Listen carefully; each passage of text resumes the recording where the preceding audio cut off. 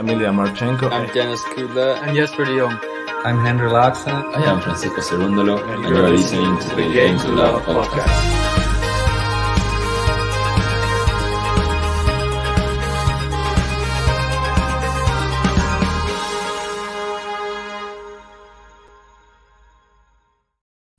Hello and welcome to another live play-by-play commentary stream brought to you by the Game to Love tennis podcast. I am your commentator today. If you don't know, my name is Covey. You can see it right there. And there's also my handle on Instagram and Twitter. Give me a like or give me a follow. I'll follow you back. The players have just made it onto court and they are warming up. We've got Carlos Alcaraz, world number 2 and defending champion here in Rio, against world number 86, Fabio Fognini, who's had some pretty big victories in his career. So yeah, it's a pretty good one. We got Fognini. Alcaraz winner will face one of two players that Alcaraz beat, both Serbians, Laszlo Djere or Dusan Lajovic. So they're playing right now in the other round of 16 match, and the winner will face the winner of this one in the quarters. So there you have it. Let's see here. We got people in the chat. Wow, it's already blowing up here. We got Manor Sapphire saying, hi, King Lamb Covey with some hearts. Hello and welcome, Manor. Great to have you as always. JP from Down Under says, hey, homie, what's going on? Great to have you, JP. What is it? So it's 2 o'clock here. So that means it's 2 p.m. is like what, 9 a.m. for you in Australia? Lamberto is in the house. We got an Italian. Who are you going for, Lamberto? Are you going for fellow Italian Fabio Fognini, or are you going to go for Carlitos? Let me know. We got Manor saying Fognini can be God mode when he wants to. The problem that he doesn't want to. That's funny. I like that. And we got Lamberto saying, let's go Carlos, as much as I like Fabio. We got Merrick Adamski. Hello, Merrick. Thank you for joining the stream. Very, very happy to have you. Welcome. Also, anyone in the stream, please give us a like, give us a subscribe. You know how it goes. We're trying to get to 100,000 subs. Also, if you really like what I'm wearing, I'm trying to get up. See that right there? Latest merch from the Game to Love podcast. So we got my Game to Love. Oh, there it is.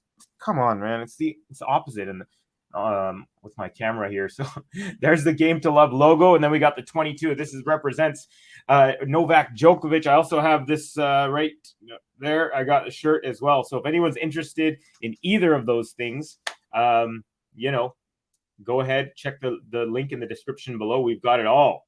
Also wanted to let you know that if you haven't, this is how you can join our YouTube membership. Link is right there on the screen for you. We got King Adjust in the house. Great to have you, King. Haven't seen you in a couple streams. There we go. We got Manor saying winner of that will play Djere or Lajovic. Yes. Yeah. And Carlos beat both of those players last week in Buenos Aires in the Argentina when he won there. JP saying, yes, it is 9 a.m. All right. Thanks to the Australian Open. I know exactly what time it is in Australia all the time. It's basically 5 hours behind me. Lamberto, I like Fabio Covey, but I'm a Carlos fan. So, yeah. These are some pretty good favorites to have. Carlos and Yannick are your faves. And then we got the pizza and pasta makes Fognini slower. No wonder he plays so relaxed. He's full. Funny. Although, hey, the Italians have some pretty delicious food. Okay, 22 likes already. Wow. I think we can hit 100. Let's get to 100, folks. Lamberto saying, Covey, I've noticed it's been mainly you and Ben JG streaming. Is everyone else busy? This question sounds so rude. Sorry. No, it's okay. You're curious. I mean, Ben and JG, of course, run the show. So I'm over here in a totally different time zone, 8 hours behind those two. So they're the ones who, obviously plan all of the streams. So I personally don't know exactly what's going on in that regard. But I do know that I'm having a great time doing these streams. So unfortunately, I can't give you a straight answer on that, Lamberto. Yeah. So yeah, that's what we have there. What else do we have? We've got predictions going to come up here in a second. We'll do that in just a second. I just want to see real quick. I'm going to quickly go over, just before you make your predictions, I'm going to let you know how these players are doing. So Fognini's had a rough start to the year. He lost his first round match against Brooksby in Auckland in the New Zealand. That's a warm-up tournament for the Australian Open. Then he lost in the first round of the Australian Open to Thanasi Kokkinakis. Then he lost to Laszlo Djere last week in Argentina. So he has not won a match until a couple of days ago when he beat Barrios Vera in the first round of this tournament. So he's 1 win and 3 losses. And let's get into some predictions right after this.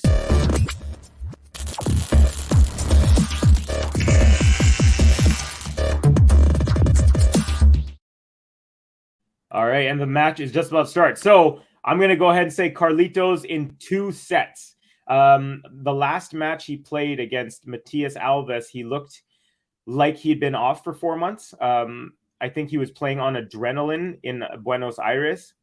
And so I feel like he kind of got the cobwebs out in that last game. Ooh, of course I say that. And he hits the biggest shank that I've seen him hit this year. Got to hit the button on that.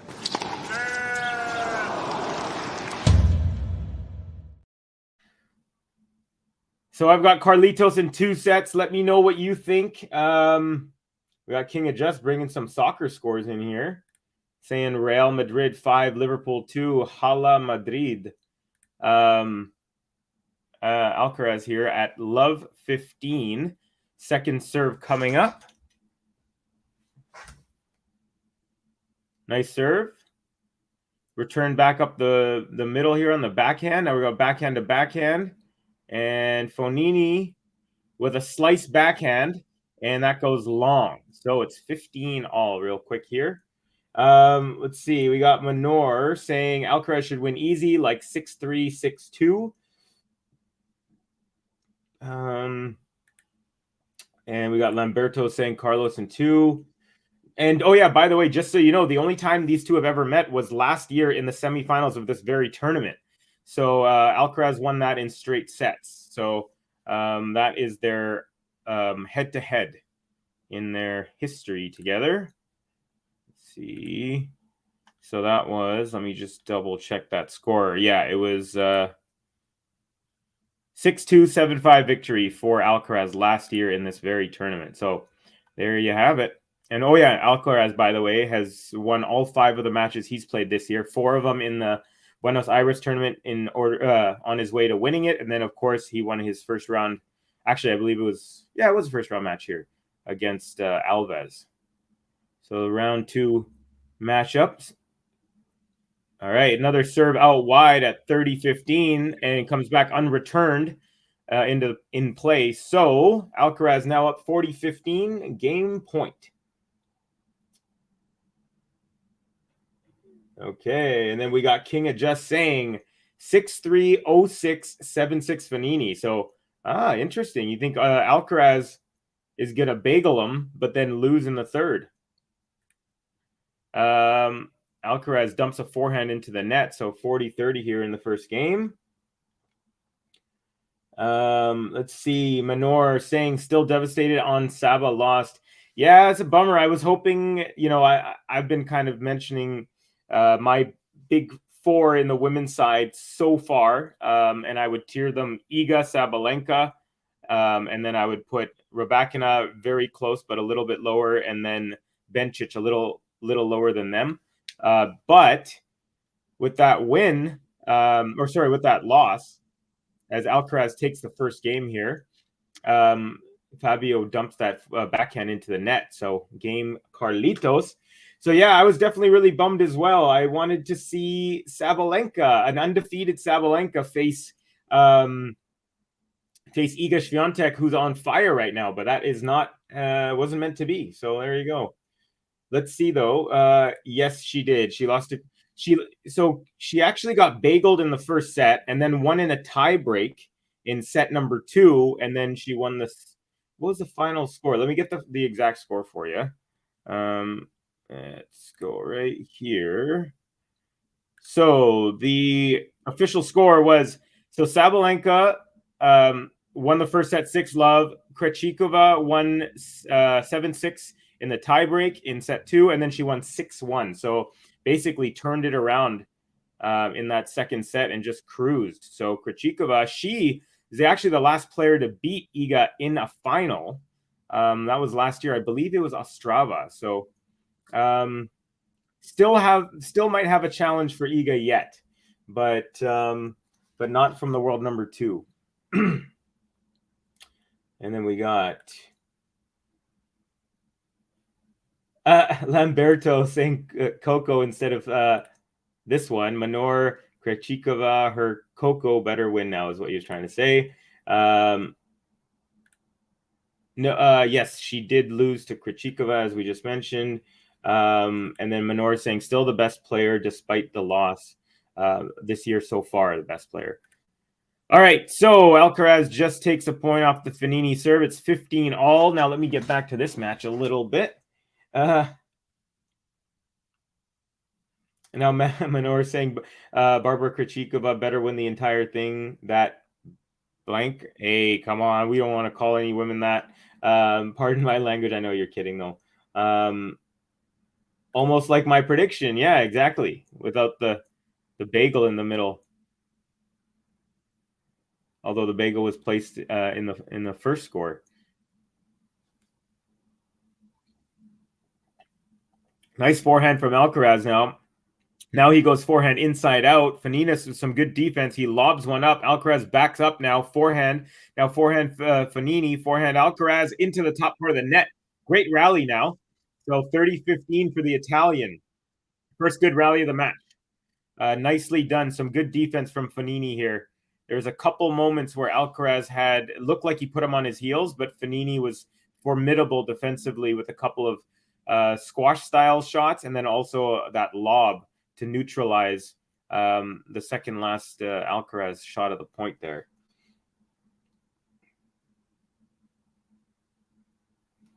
We got Lamberto saying Manor Coco is definitely not getting past Iga. Yeah, I'm not sure if that's going to happen either. I think Iga just owns Coco right now. Fognini steps up on a short ball and then goes long on the forehand past the baseline. So 30-all here. MQR, welcome back to the stream, MQR. Nice to have you. Saying, I stopped watching after Sabalenka won 6-love. I can't believe she lost. Yeah, pretty crazy. But Krejcikova is one of those sneaky players who, on her good day, she can beat anybody. Not many people you can say that about, but she is one of them. Of course, she's a multiple doubles slam champion, also won the French Open as well. And nice serve from Fognini into the body. Alcaraz returns that long. So now 40-30 game point Fognini. First serve is returned. Backhand Alcaraz. Now Alcaraz drop shot, and it's a good one, forcing a deuce in the first service game for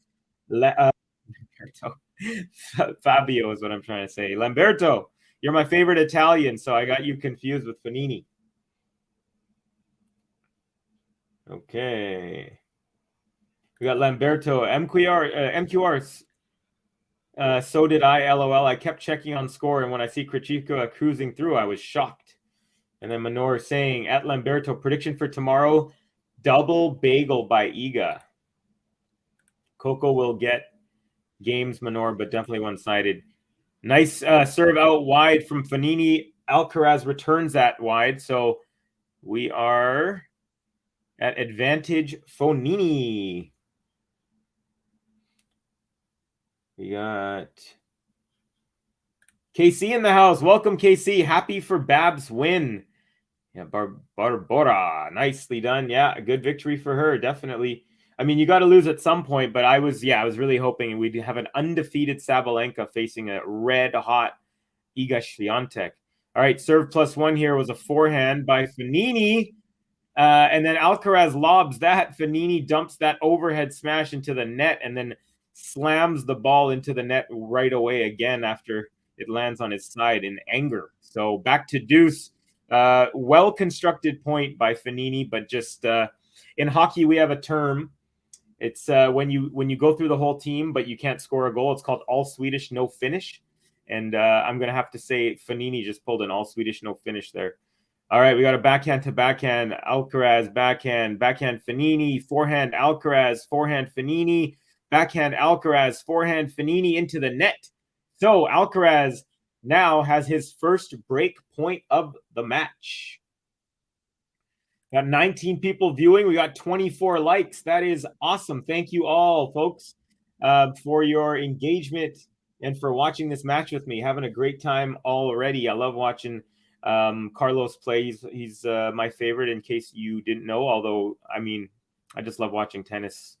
Watched Felix beat Alejandro Davidovich Fekina earlier in 6-4, 7-6. And Fognini with a forehand out wide. Alcaraz forehand is gets it, but he hits that way wide. Back to deuce.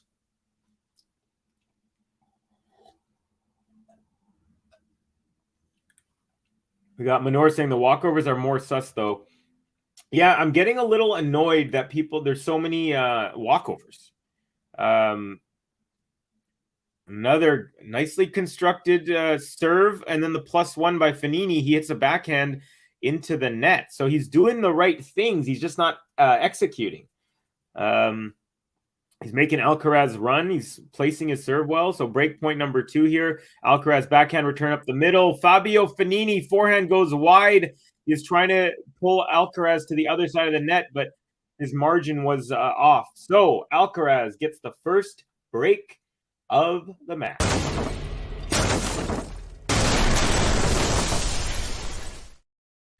So here we go. 2-love Alcaraz on serve. After this game, I will get into some out-of-town scores as well.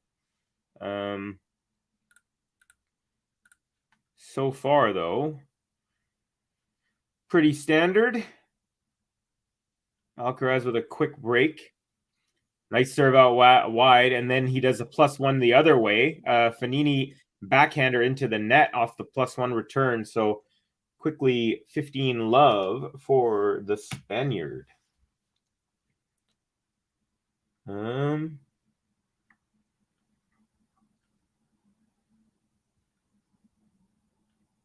See here.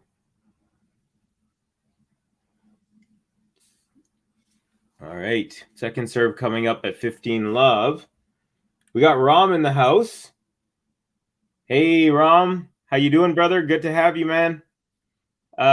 Full powerful forehand on the +1 from Alcaraz. Fognini can't handle it. Sails it long. So 30-love Alcaraz. KC is saying pretty toxic chat today.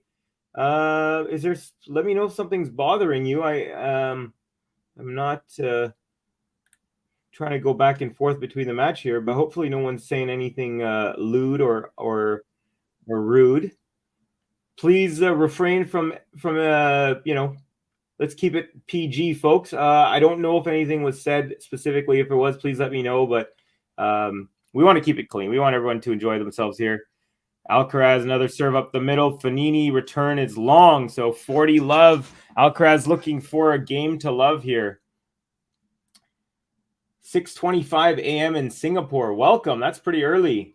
We got 2:25 p.m. here in Vancouver. King of Just saying, I'm a Rebecca fan after seeing her demolish Iga in the Australian Open. Oh, Alcaraz got a forehand with a really lucky bounce. It went off the net cord and just barely landed on the Fognini side. No chance. Game to love and a consolidation for Carlito.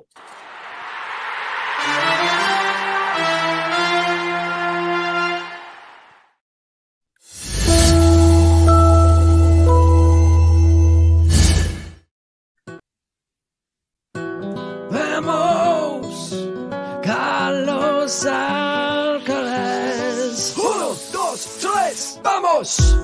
Vamos, Carlos Alcaraz. Vamos. Okay, all right. So let's go over some out of town scores here.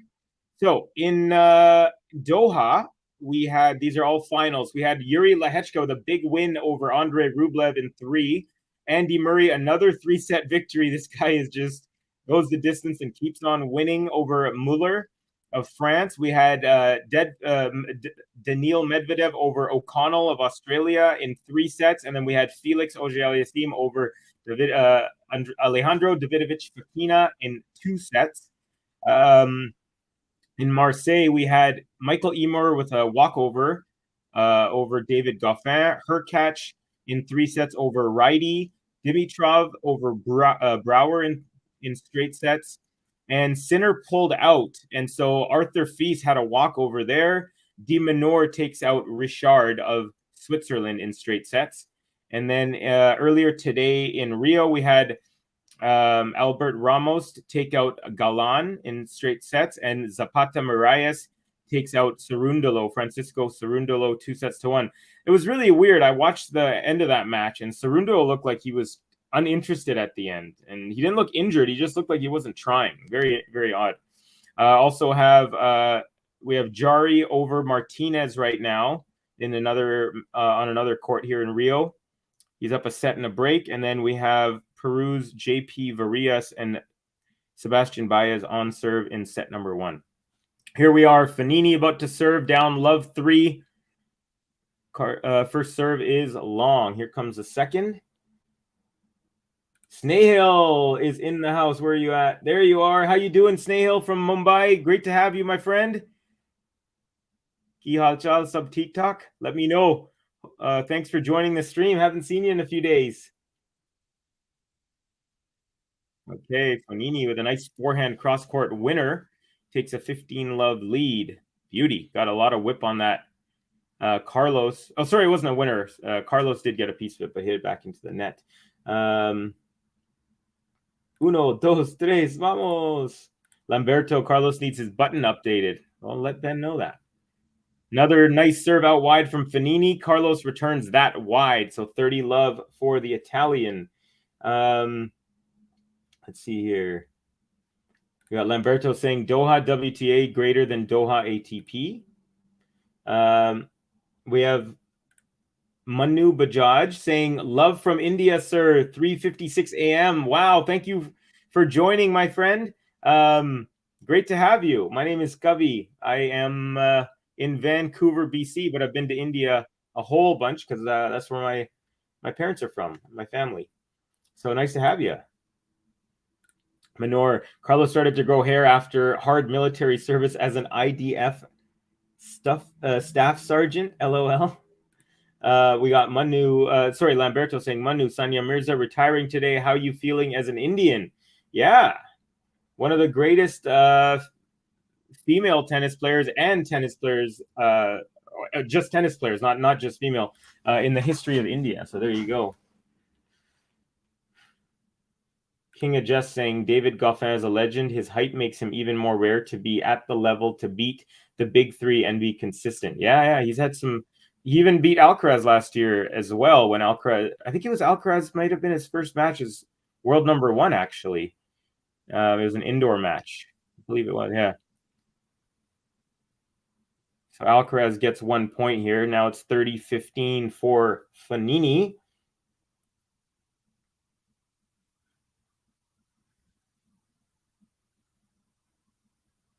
And Snehal saying, I'm doing Kavi Saab.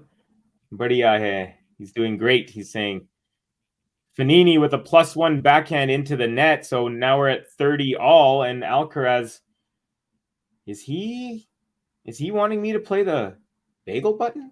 Maybe. A couple more points and he's pretty close. Manu is saying, yes, feel bad. And Snehal saying he's doing fine. He's translating for those who don't know. King of Just saying Goffin might be the shortest player to beat the big 3 multiple times. Yeah, I wonder actually. I can't think of anyone shorter. Now Fognini with an errant backhand, and it was just a rally ball, and he hits it super long. Well, not super long. It was like a 1.5 foot. But another break point opportunity for Carlitos. Real quick here. Only 19 minutes in, and he's threatening to go up 4-love. Break point. First serve. Nice serve up the middle. Return up the middle. Now we got Fognini forehand. Carlos forehand goes wide as Fognini was approaching the net. So deuce here in game number 4.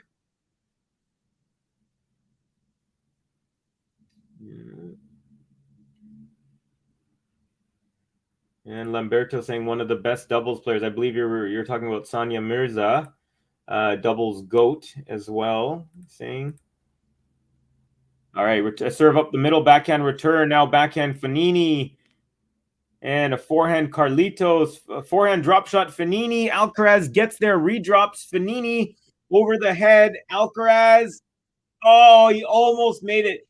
He didn't do a tweener. He couldn't reach it. It was too far in front of him. He tried to do like one of those squash style. Great hustle, but even better placement by Fognini. Well done. If he didn't hit it as deep as he did over Carlos's head, Carlos would have got to it. But he placed it really deep, and it was a great play there from Fognini. So advantage Fognini here. Hey, Max is in the house. First serve is wide there. Hey, Covey, thank you for the live stream. I'm going to miss seeing Sania playing tennis. Yeah, it's a bummer for sure. Another bummer would be this double fault that Fognini just hit when he had advantage. So back to deuce. But hey, great to have you in the chat as always, Max. One of the all-stars, all of you guys, the all-stars here. Manor saying, I saw Bopana at Tel Aviv. It was nuts. Impressive shots. Yeah, I never got to see either Bopana or Mirza play live. That would be pretty sweet. Fognini, another advantage after Carlos can't handle the cross-court forehand. Oh, that looked like it was wide. The angle is phenomenal, though. Great angle on that cross-court forehand by Fognini. All right, serve out wide, backhand return. Now forehand Fognini, forehand Alcaraz, forehand Fognini is long. And back to deuce.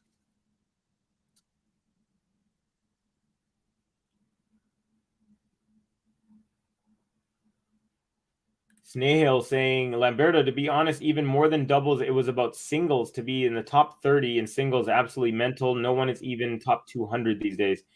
Yeah, we really, and he's saying in India. Yeah, it's definitely a bummer. Billion people in India. They do obviously have a phenomenal cricket system. They're one of the best cricketers in the whole world. They're always in contention for the Cricket World Cup. I don't even know as much about cricket as I do hockey or tennis.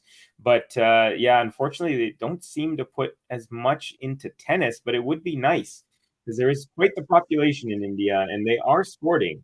They love their sports. But yeah, Max saying Sania has done so much for India in tennis. Yes, absolutely.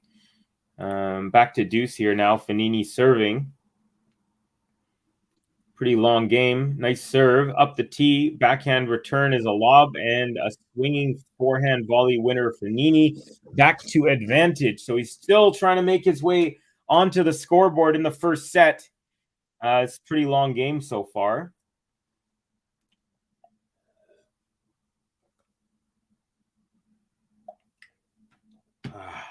Nice cold beer.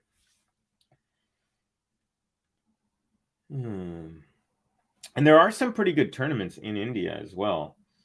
I know Bjorn Borgs was just there in, was it Calcutta or something? His son was playing in a tournament just a couple weeks ago, and he was running like a clinic for kids. All right, second serve here at advantage Fognini, and it's a... Oh, sorry, the first... It wasn't a second serve. It was a let. That was the second first serve. Now the second serve is coming. And backhand return goes long, and Fognini is on the board. Let's give him a little bit of love because that was a tough service game.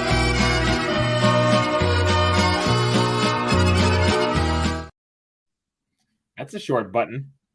Yeah. Lamberto saying, They need to put tournaments in countries that need them, so that country get better at tennis and produces great talents instead of giving same countries loads of tournaments. Yeah, I mean it's a tough game, like putting a new tournament in a country is difficult. And then if you do, you hope to keep it going. Serve +1 Alcaraz backhand winner there, so 15 love. So it's like, say if you put a tournament in India, and then some, people say, oh, you got to keep moving it around, take that tournament out of India. Like that's not going to develop it. So I think it's better to have established tournaments, but putting them in different places. But I mean, it's really tough. There's so many logistical things, and also depends on where other tournaments are around the same time, because a player might not want to go from, like, let's say Europe to India to North America. They'd rather like do 3 tournaments all in Europe or in Asia or something like that. Oh, Carlos, backhand into the net, but what he was trying to do was do a slow ball with an extreme angle. He just caught the top of the tape. So it's 15 all here on the Alcaraz serve. Snehal saying, Covey, they overspend on cricket and the tennis system suffers. I mean, it's not the players' fault. Indians aren't interested in investing too much for tennis. Yeah, it's true. I mean, definitely cricket. I was in India during one of the World Cups. And nice serve out wide from Alcaraz. Fognini shanks that. I'm going to hit the shank button. And that goes well wide.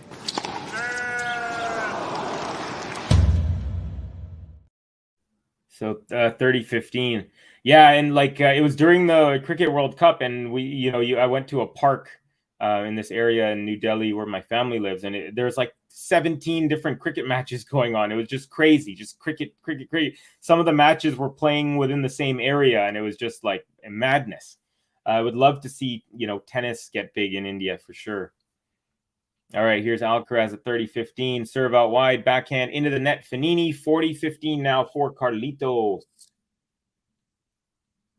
Ghost in the house. Hey, y'all, I'm rooting for Fognini because he's hilarious. Yeah, I love that clip of Fognini where was it at Wimbledon or another grass tournament where the ball is called like long and he just kind of falls to the ground doing the Italian kind of the hand gesture. It was just so funny. Oh, Alcaraz serve +1 goes off the tape and long. So it's 40-30 now for the Spaniard. Let's see.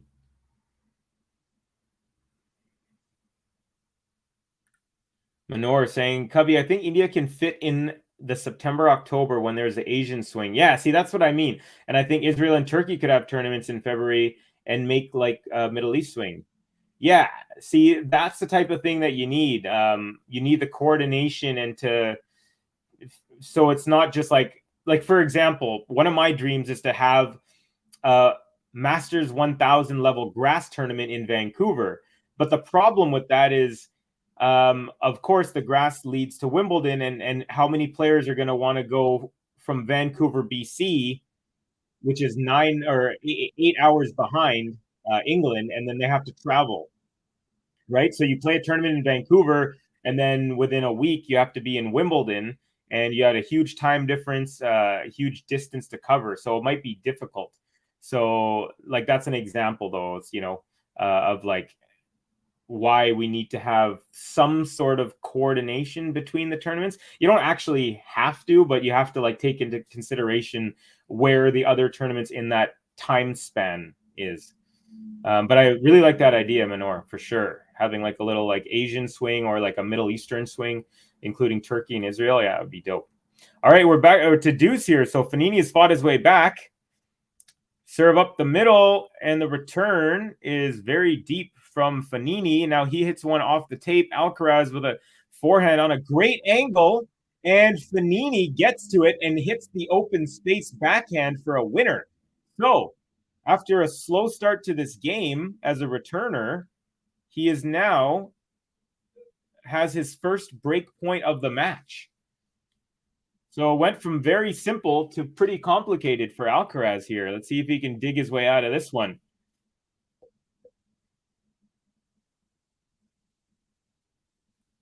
Yeah, you know exactly what I'm talking about. Unforgettable clip. And then, my favorite part of that clip is the umpire laughs the second Lamberto.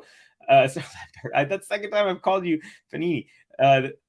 Swinging volley on the lob from Fognini, and Alcaraz misses that. So he gets broken. Wow. Interesting.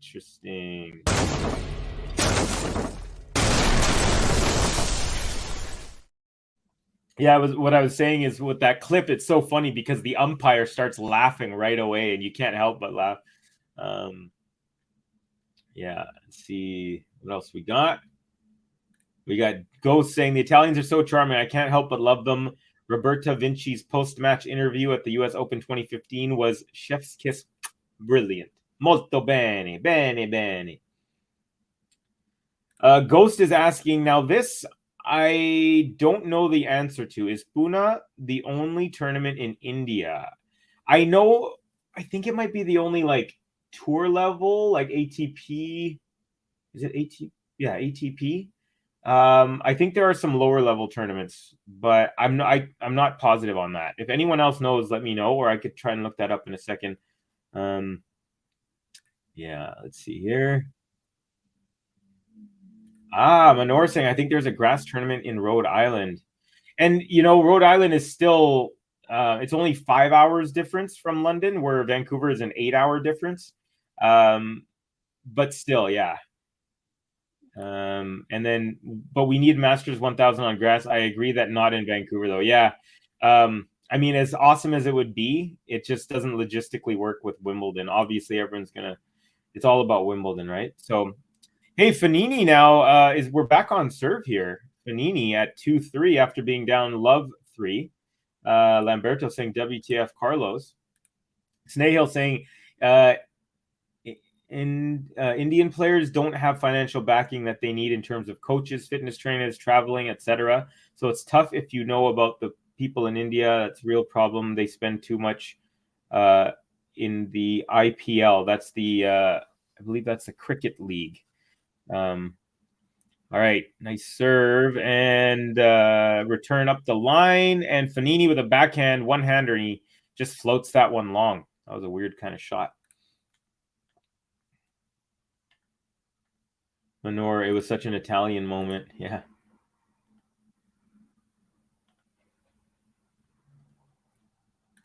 Pune for the men, Chennai for women. Okay, thank you. And saying 250 for both. All right, nice serve out wide. Backhand return, Carlos. Now forehand, Fognini. Backhand, Alcaraz. Backhand, Fognini. Backhand, Alcaraz. Backhand, Fognini. Forehand, Alcaraz. Backhand, Fognini into the net. So Alcaraz putting pressure on real quick here in the Fognini serve. Fognini is down love 30 now. There you go. Pune is the only ATP event in India. That's right. Others are challenging. Okay, there we go. And then Chennai for the women. Beautiful. Queens or Halle can be Master 1000. Yeah, I always wondered why they don't. Like, why? Gotta have at least one Masters, no? I feel like you should on the grass. All right, we got a forehand to forehand. Now forehand Fognini, forehand Alcaraz. Nice and deep. Forehand Fognini, backhand Alcaraz. Fognini forehand, another backhand slice Alcaraz. Forehand Fognini into the net. Triple break point for Alcaraz now.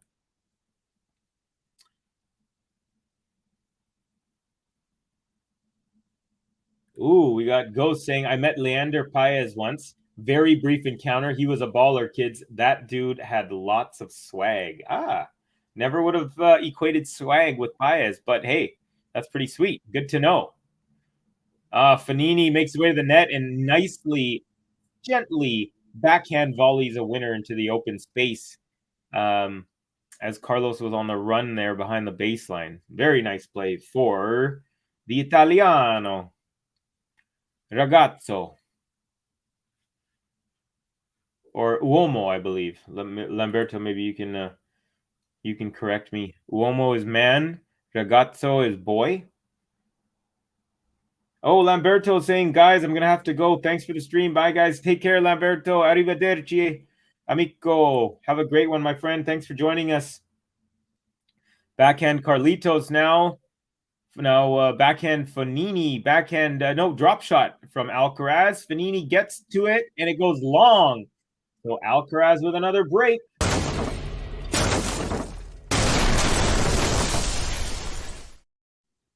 4-2 now for Carlitos, and so he stops the bleeding. He was up 3-love, gave up a couple games in a row, got broken once, and then breaks right back.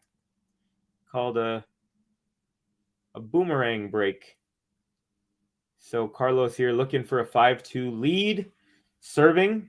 Take a look at the kits. We got Carlitos in that hot neon pink top with the black Nike swoosh in the middle, white shorts with a Nike swoosh on it, right hand white wristband, and he's got black shoes on. We'll do Fognini in a second. Of course, Fognini's got the headband as always, the stylish look.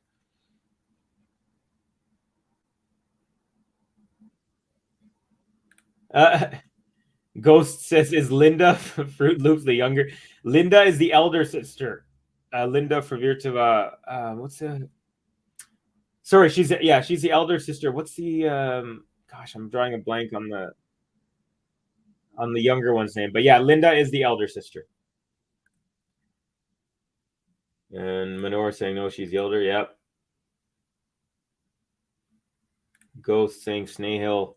He was great, had an excellent doubles career, long one. Yeah, Snaehill saying Ghost Baez is one of our legends from Indian tennis. Absolutely. All right, Alcaraz serving at 15-love. Nice serve out wide, and then a drop shot. Fognini gets to it, and another long. So that's twice now in a row where Alcaraz has hit a drop shot. Fognini gets to it, but pushes it long. So still effective. See, a lot of people think when you do a drop shot that they think, oh, if you don't win the point off the drop shot, then it was not effective. That's not what it's about. It's about winning the point in the end. So you don't have to win the point off that specific shot. As long as you win the point, it's effective, right? Now, Fognini with a drop shot, and Alcaraz cannot get to that. So it's a taste of his own medicine here. Fognini does have some good hands. He's a player for sure. Beautiful drop shot. Alcaraz had absolutely no chance at all. And the disguise was nice too. Disguise and the placement barely makes it over, and it bounces several times before it even gets to the service line. Brenda, that's her name. Thank you, Manor. All right. Alcaraz serve out wide is very wide, so it's a fault. Second serve coming up.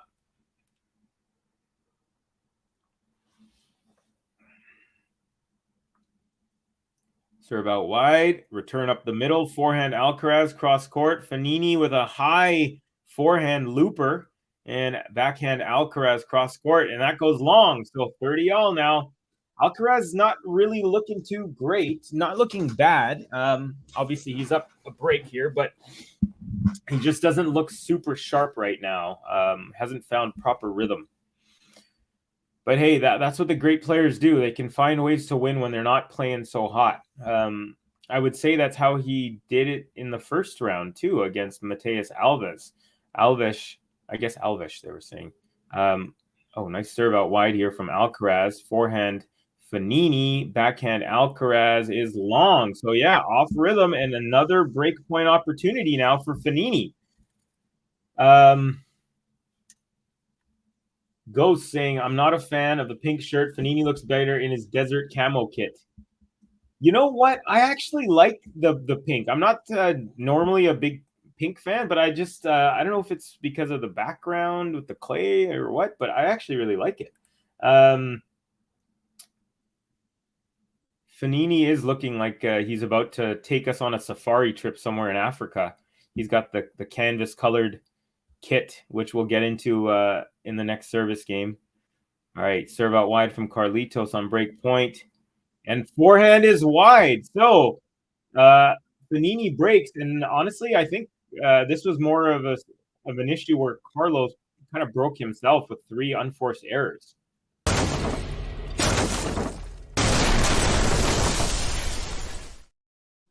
Snahill is asking, Covey, do you follow football? Not too much. I definitely really like watching the big tournaments. I like watching of course, the World Cup, Euro Cup usually are like the big ones. And then sometimes I'll get into Champions League here and there, but not regularly. But my default team is Liverpool, just because one of my friends really wanted me to become. I told this story on another stream. I had a couple of friends from England that I worked with, and one of them is a Chelsea fan, one of them is a Liverpool fan, and they were fighting for me to be the supporter of their favorite team.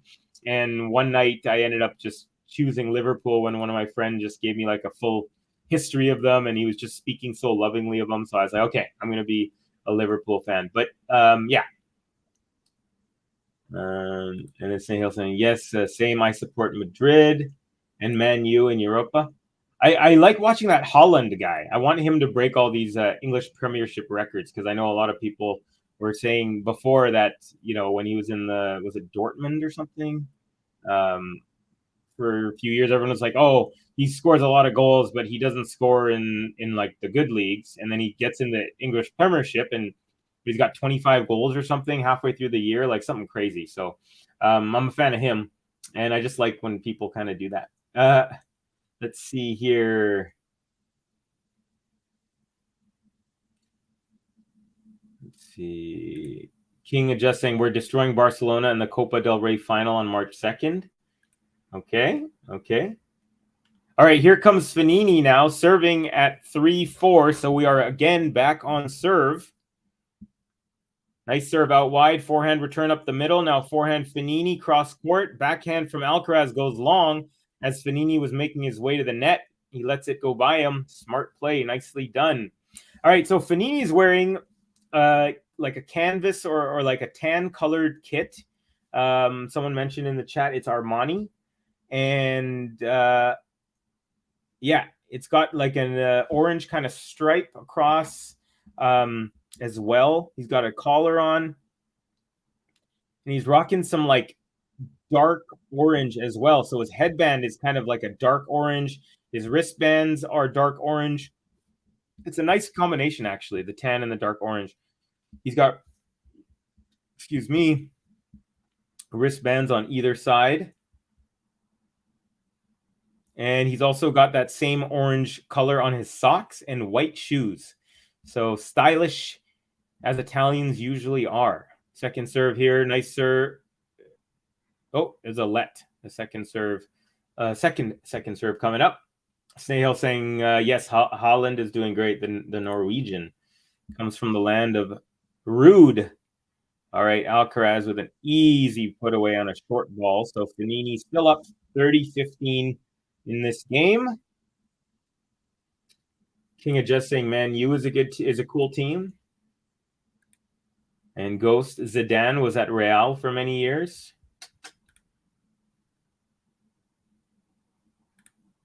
Yeah, they do. You got Hugo Boss with Berrettini, and then you got Nike with Yannick Sinner.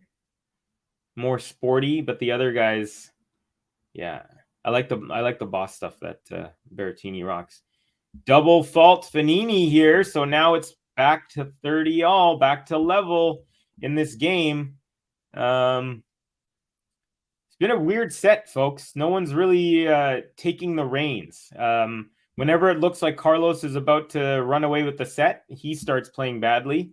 And then when Fognini starts coming back and has a chance to tie it, he keeps kind of dropping his level a little bit, although he just won that point off of serve. Alcaraz returns into the net. So 40-30 Fognini, game point. Can he hold on and draw this first set level? We'll find out very shortly. Nice serve up the middle. Return is long. Alcaraz, his range is off, folks. So we are tied at 4 all now. Nice little comeback. Fognini was down 3-love, and he's won 4 of the last 5 games to draw level. We got Capricorn BG in the house. Hello, everybody. Welcome, Capricorn. Great to see you, my friend. And one of the greats, GSL Gary Saint Laurent. Covey, GTL people came in to give you a like and acknowledge everyone. I'm still working. I hope I'll check in again before the match ends. We'd love to have you whenever you can. Gary, thanks for popping in during your work hours. We really appreciate it. Got a question. Alcaraz with a really beautiful serve out wide. Fognini just pumps that into the net. So 15-love Alcaraz. And he's trying, you can tell Alcaraz is trying to pump himself up because we are getting to the business end where the set is going to be decided. And then JP asking, when do we see Rafa again? Good question. I heard he's pulled out of Indian Wells and Miami. So I'm not sure. Maybe he's coming back like right after Miami when Monte Carlo kicks off on the clay court season. Nice serve out wide, and then Fognini goes up the line. Alcaraz gets to it, and then he hits a short ball. Fognini slides into it. Backhand winner there. Nicely done for 15 all. It was a great return from Fognini. And just slides into a backhand winner.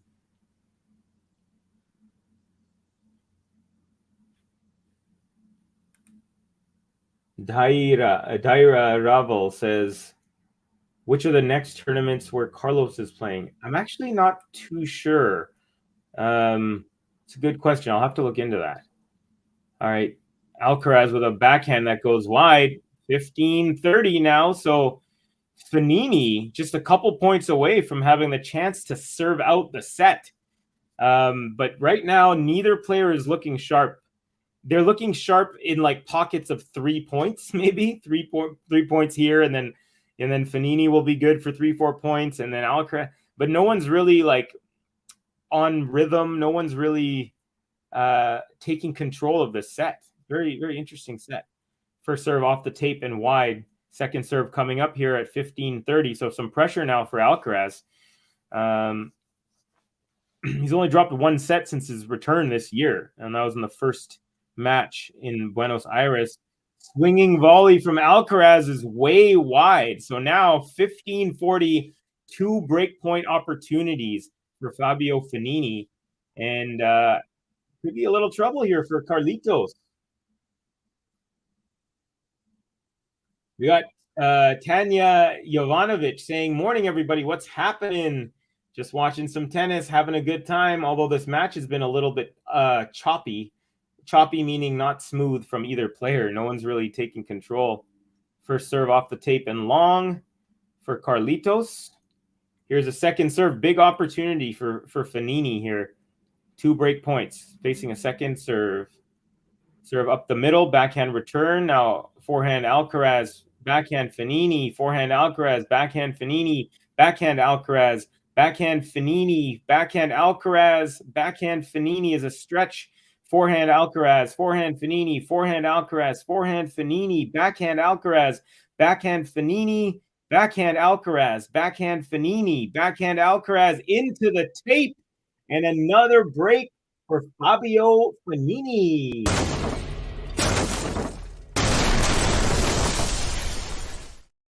And let's give him a button.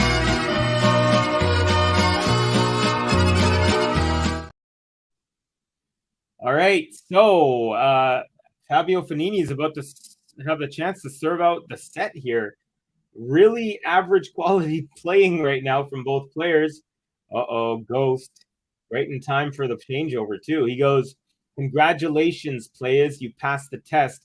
We in the GTL Tennis Church, and it's time to confess.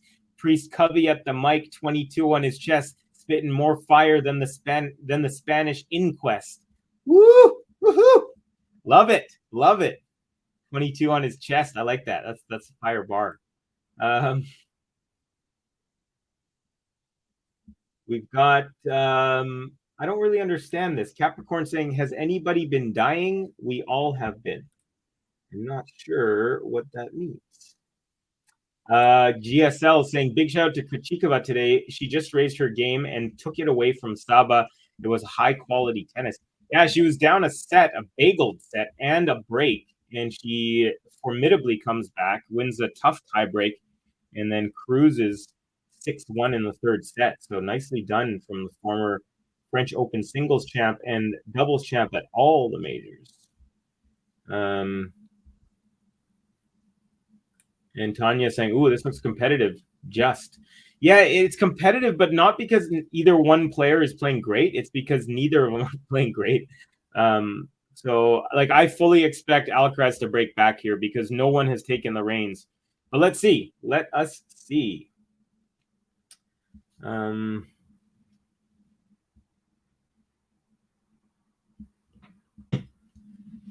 Okay, serving for the set now. Serve up the middle, backhand return up the middle, and Fabio's forehand goes wide. So, love 15. Alcaraz takes the first point.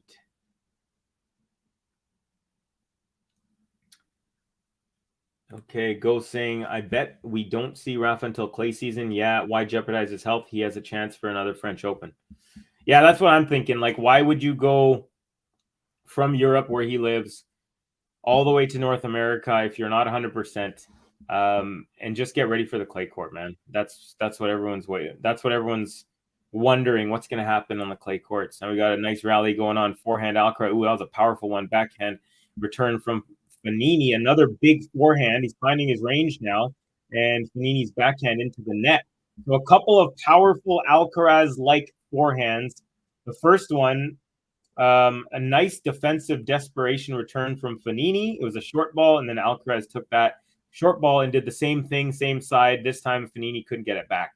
So, like I said, I fully expect Alcaraz to break back here because no one's really taken the reins, and he's won the first 2 points. So now Fognini, love 30, serving. And the first, that was a let. So another first serve coming up.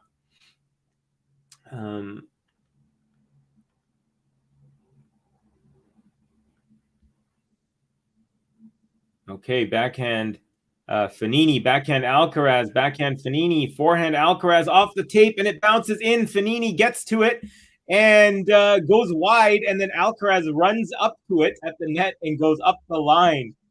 So Alcaraz got a little lucky with the net cord, but then he also had to chase down a drop shot after, and he got to it, and he just puts it away into the open court as Fognini was at the net. So triple break point, love 40 now. And I think that's Fognini's girlfriend they're showing, or wife. And she's kind of going, ah. All right, here's Alcaraz. Another net court off the return, but Fognini forehand cross court. And then a short ball from Alcaraz, and Fognini puts that away. Inside out forehand just near the net there. So he saves one out of the 3 breakpoint opportunities that Alcaraz has afforded himself. Manor saying, I think Acapulco will be next. I believe you're saying that in regards to Rafa. I think that's what you're saying. And you might be right there. That makes sense. Although, again, would he want to travel all the way? All right, Fognini serve out wide, forehand return Alcaraz. And it went long. The Alcaraz return went long. So another breakpoint save. Now Fognini is at 30-40. Third breakpoint opportunity of the game for Carlitos. Can he take advantage? Let's see. First serve is good. Backhand return. Now forehand Fognini goes wide. Alcaraz breaks. 5-all.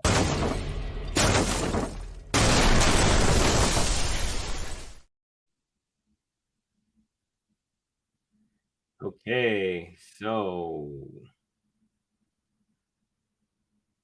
let's see.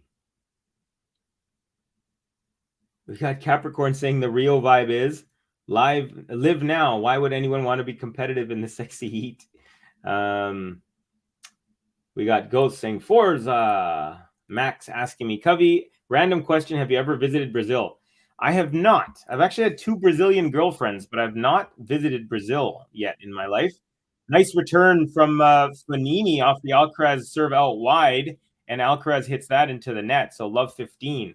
Yeah, I have not. I had a girlfriend from Sao Paulo and one from Rio, but I haven't visited either city or the country. I've actually never been to South America. I've been to Mexico, but no further south than that. I would definitely love to go to Brazil. Like, it would be amazing. The Mediterranean is like my number one. I still haven't been to New York, and as a hip hop fan, like that's like you got to go. So New York City, the Mediterranean. So like, you know, Italy, France, Greece, Spain, Croatia. Like I want to go to all those places. And Brazil is like definitely up there too. Brazil would, and the little South American tour would be amazing. Ooh, man, I'm a little behind on the chat. This thing is blowing up.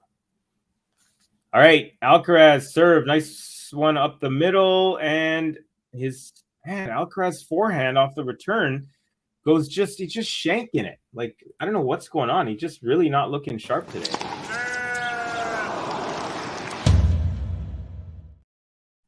Hey, Max with another good comment saying, please hit the like button. Yes, everyone. What are we at, actually? Let me take a quick look.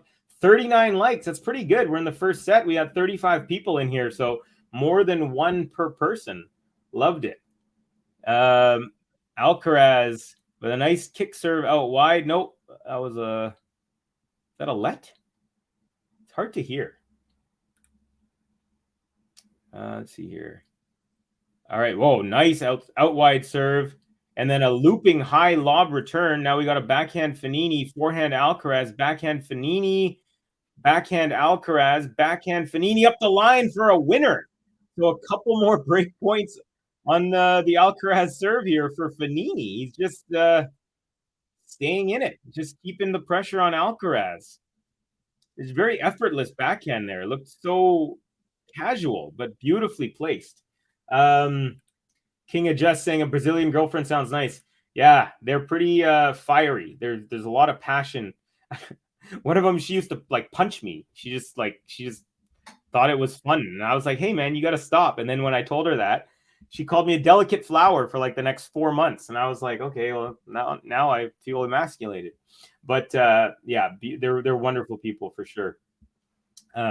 Backhand cross court for Alcaraz. Now he makes it to the net. Oh, and he had an easy volley, and he dumps it into the net, and Fognini with a break again.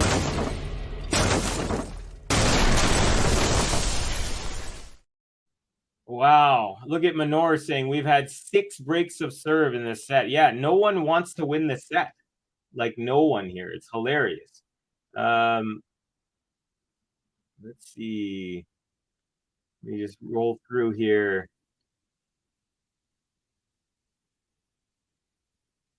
So Manor saying Rafa won't play until Indian Wells. Really?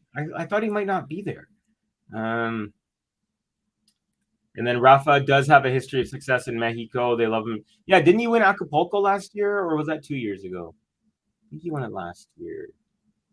Yeah, because didn't he win? He won the lead up in Australia. Then he won Australia. Then he won Acapulco, and then he went to Indian Wells because he hadn't lost. He was like 20 straight wins going into Indian Wells, I believe, something like that. Yeah. Anyways, all right, I'm gonna go through the chat here. I'm a little behind. Ghost. Yep, Brazilian girlfriend sound extra nice. Yeah, one of them was an acrobat. Like I'm talking like Cirque du Soleil stuff. It was really, really interesting. So we went to like took me some really cool events, like local kind of like young acrobat events that she was a it wasn't at the same time, you guys. It was different. Let's see here. They're gonna break each other for the tiebreak. LOL. At this point, yeah. Wasn't it? Really sweet backhand online. It was so effortless. All right, we're into this game here. Alcaraz Forehand up the line. Fognini can't get to it. Alcaraz hopping on his toes now like a ballerina. So he looks like he's the thing about Alcaraz, when the pressure builds up, he gets better and better. And so that's one thing you got to give him. And by the way, I think we are in the business end.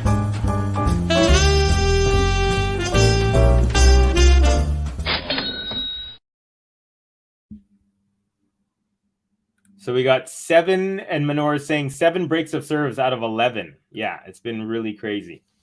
Backhand return off the serve from Alcaraz, and then Fognini's backhand slice goes long. So again, Alcaraz quickly up love 30 now.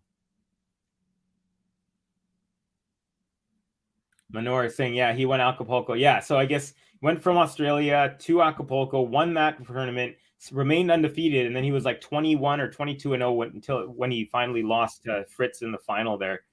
All right, Fognini got a second serve coming up. Backhand return from Alcaraz, and then backhand Fognini, forehand Alcaraz. Now Alcaraz puts away a tough half volley.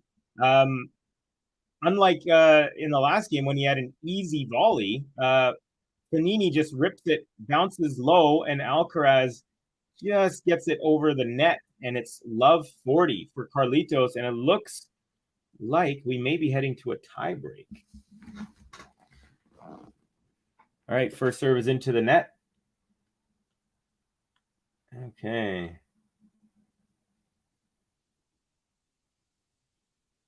Oh, there's a pretty big shank from Alcaraz on the return. Really big, actually.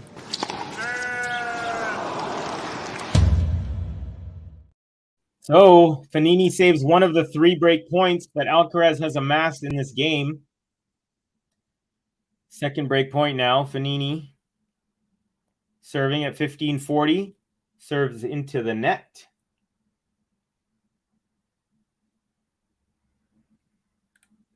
Yes, he did that. Yeah, no, what I was saying, Ghost, was you're saying Fritz beat Nadal to win Indian Wells.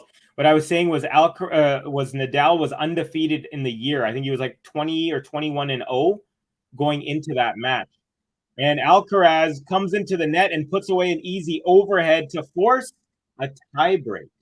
So that's what I meant to say, is that Nadal was undefeated for the whole year until he lost to Fritz there.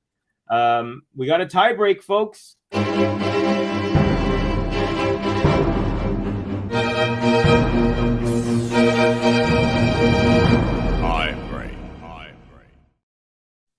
All right, predictions, y'all. Predictions. Let me know what you think.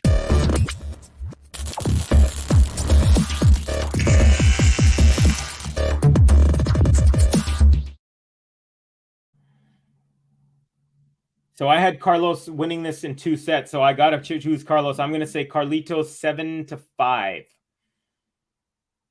All right, second serve here for Carlitos to kick off the tiebreak.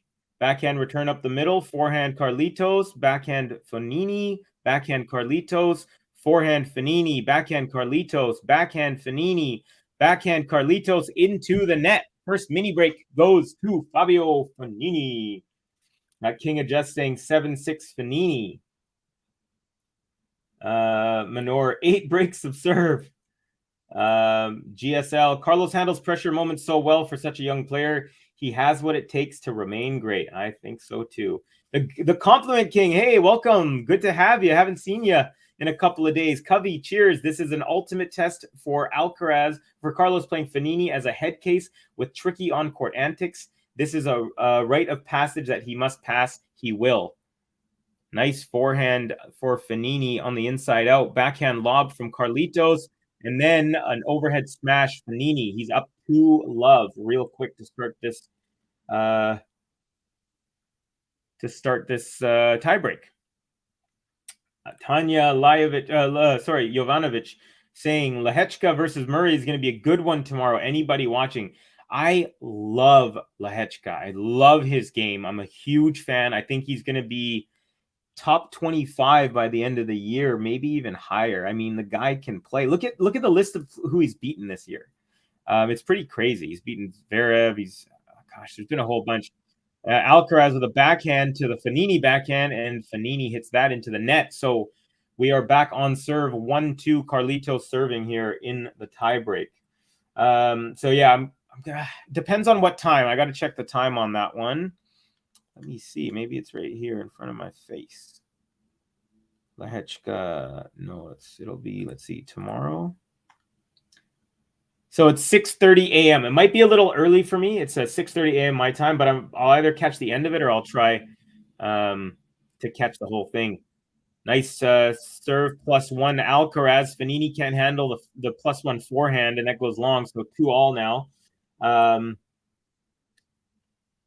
Let's see. We had Max saying Carlitos 8-6. We got King of Just 7-4 Fognini. We got Snail 7-4 Carlitos. Ghost saying 7-5 Fognini. We got Manor saying 70-68 John Isner. I like that. That's really funny. And then we got another good serve. Does not come back return. So Alcaraz up 3-2 now. We are again on serve. Fognini serving 2-3. All service breaks till the end. Carlos 7-5 says GSL. I say start watching him, man. He's a good player, honestly. Yeah, start watching him. He's really impressed me. He really caught my eye when he beat Felix at the Australian Open. That was the first time. Big serve, great mover, and he loves coming to the net, which I love when young players do that. Fognini with a swinging volley goes long after Alcaraz gave him a little lob just to throw up a kind of like a change, like a different view or a different rhythm is what I'm trying to say. So at the changeover now, it is 4-2 Alcaraz. And Fognini still has one more serve here on this set of 2. Let's see here.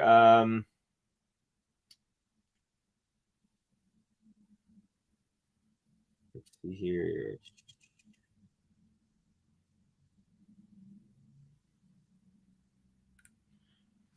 Max asking, Covey, do you think Medi can be a top contender again to win Masters 1000 titles, specifically hard courts? Yeah, I think especially on hard courts, he has and indoor hard courts. He's great. I don't think he's done. You know, I know a lot of people were wondering if he was going to be done. So Fognini here with this overhead smash. Alcaraz lobs off of that, but goes way wide. So Alcaraz now serving at 4-3, up 1 mini break. So yeah, I think he's still got it. He went through a little bit of a lull. Last year was really unfortunate for him. He obviously lost to Rafa, and then after that, he had his hernia surgery. He had a kid. He was banned from Wimbledon for being born in a country. Yeah, so he had a rough year, but I think he's that win in Rotterdam was a confidence booster, and I think that's going to help him going forward. That's my opinion on that. Ghost saying, yeah, I dig Lehechka, always a threat. Yeah, he's good, man. I mean, I think he could be like as good as Berdych good, for his country. Oh, Alcaraz had an easy drop shot as he pulled Fognini way out on the serve, but it goes off the top of the tape. So we are now back on serve 4-all. Alcaraz serving one more before the switch up.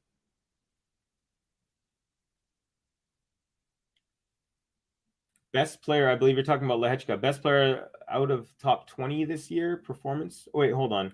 I don't know if you're saying. Sorry, I'll have to go back and check that. All right, here we go. Alcaraz now off the serve. Now backhand Alcaraz, backhand Fognini, backhand Alcaraz, backhand Fognini, forehand Alcaraz. Ooh, ripper. Nice defensive slice shot from Fognini. Now backhand Alcaraz, backhand Fognini, backhand Alcaraz, backhand Fognini, forehand Alcaraz, loopy, nice one. Backhand Fognini. Now backhand up the line, winner for Carlitos, and he roars down to the clay right at his feet as he wins that point. Nicely done, Carlitos. So again, back on serve. Fognini serving at 4-5. Let's see here. Manor saying Lehechka can win this title. I actually think so too. I think he has a chance to take the title in Doha. But will he be able to go through Murray, who just marathon match after marathon match just keeps winning and winning? All right, Fognini service, backhand return. Now backhand up the line, forehand Alcaraz. Now Fognini with a drop at the net. Alcaraz gets to it, and then Fognini passes Alcaraz, and the whole crowd goes nuts. Nice little moment. They smiled at each other at the net. So 5-all. We are on serve here. And yeah, even Alcaraz is giving some love. It was a beautiful half volley touch. Then Alcaraz gets to it, tries to push it up the line, but Fognini cuts it off and puts the ball around Alcaraz as he's sliding forward. Really nice. And then they smile at each other. I like that. You got to love it when they do this. Ghost saying this not the best tennis, not gonna lie. That's what I've been saying, right? No one wants to win. Everyone just keeps deferring to the other player, like, hey, you win. No, you win. No, you win. Lots of errors. Yeah, absolutely. No one's found that rhythm. Backhand slice Alcaraz, and Fognini doesn't need to do anything because that goes wide. So Alcaraz now serving at 5-6, and we have our first set point. So Fognini just 1 point away. But Alcaraz has at least one serve, maybe two if he wins this point. Sorry, Gary, I didn't mean it in that way. I just meant he had a rough year, and then he also had a child, which was probably like the absolute highlight of his year. Yeah, I know you're just having fun with me, but yeah, I definitely didn't mean to say that he's that was in any means bad. I was just saying that there were so many monumental things, and a lot of them were out of his control. And he never really kind of got to get his footing. Alcaraz backhand goes long, and Fabio Fognini takes set number 1 from Carlitos. Let's give him a button. It's a really short button, but we're giving it to him nonetheless.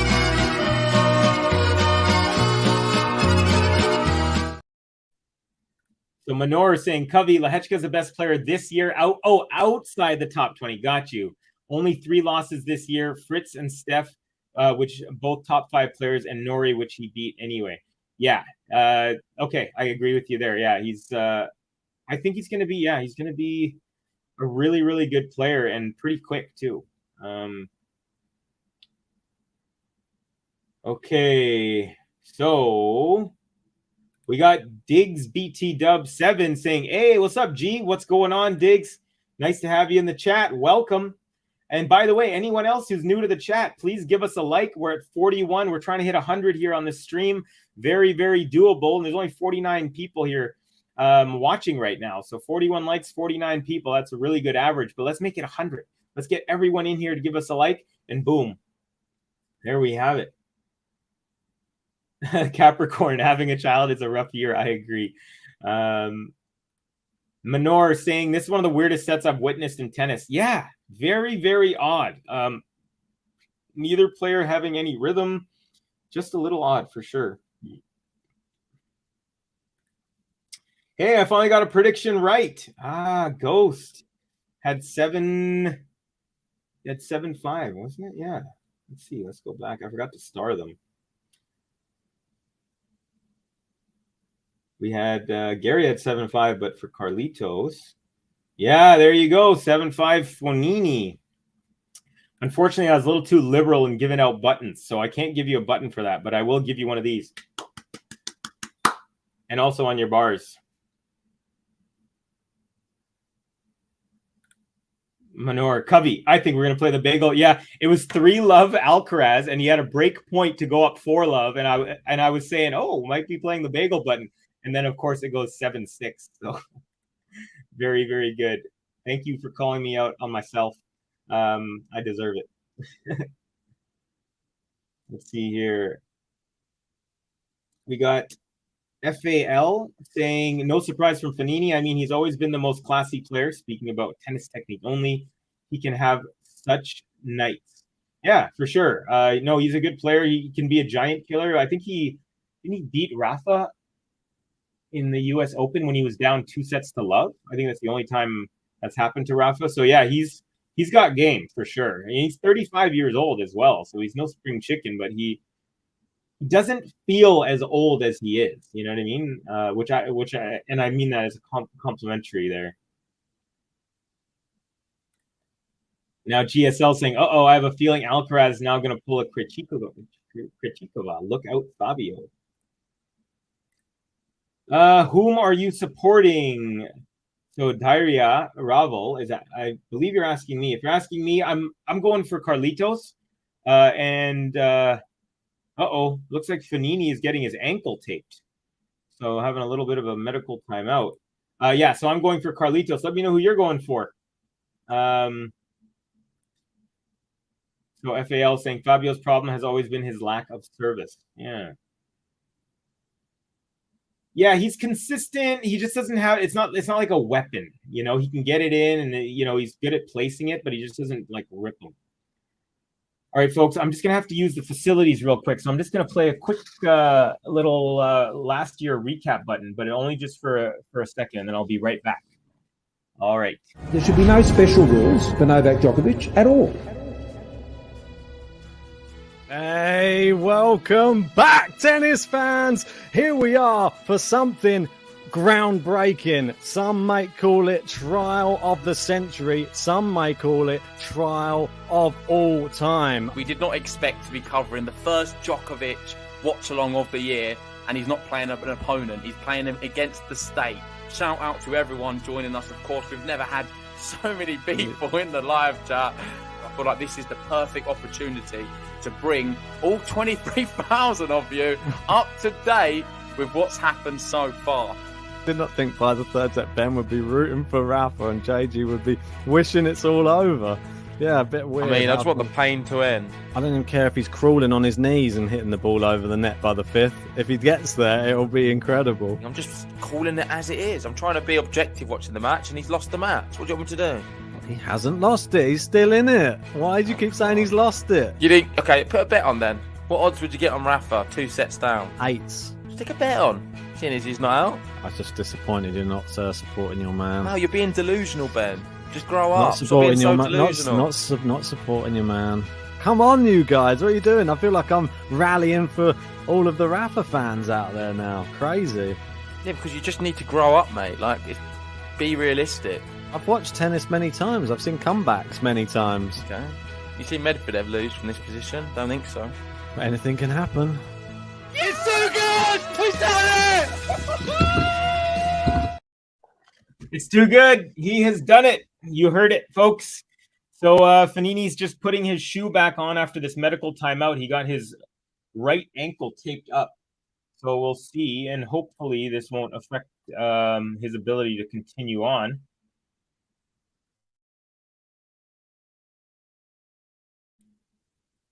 Okay. All right. So Daria Ravel saying, I'm Carlos fan. It's 5 a.m. from India. I doubt anyone here from India. Yeah, we do. We have Snehal is from India, and then Ram Bakshi is Indian, but I believe he's in Singapore. So yeah, Snehal, if he's still in the chat, is from India. Okay, let's see here. Alcaraz tying his shoe. What did I miss? We have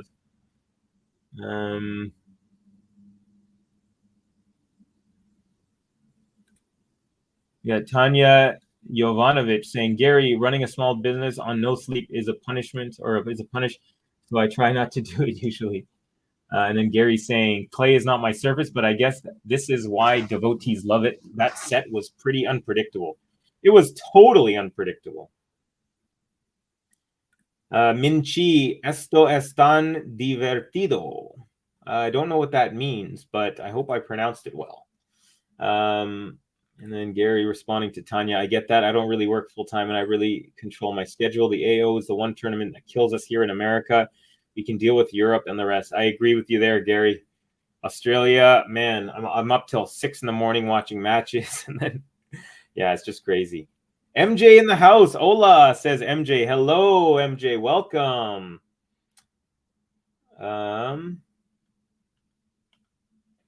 Okay, so Fognini now serving to kick off the set. We got a backhand Alcaraz, backhand Fognini. backhand Alcaraz, forehand Fognini, forehand Alcaraz, backhand Fognini, forehand Alcaraz, backhand Fognini, forehand Alcaraz, and Fognini way long on the forehand there. So Alcaraz takes the first point of set number 2. JG, you just need to grow up, mate. Yeah, I know. He says that with such conviction, you know. I really love that clip. Those guys are awesome, man.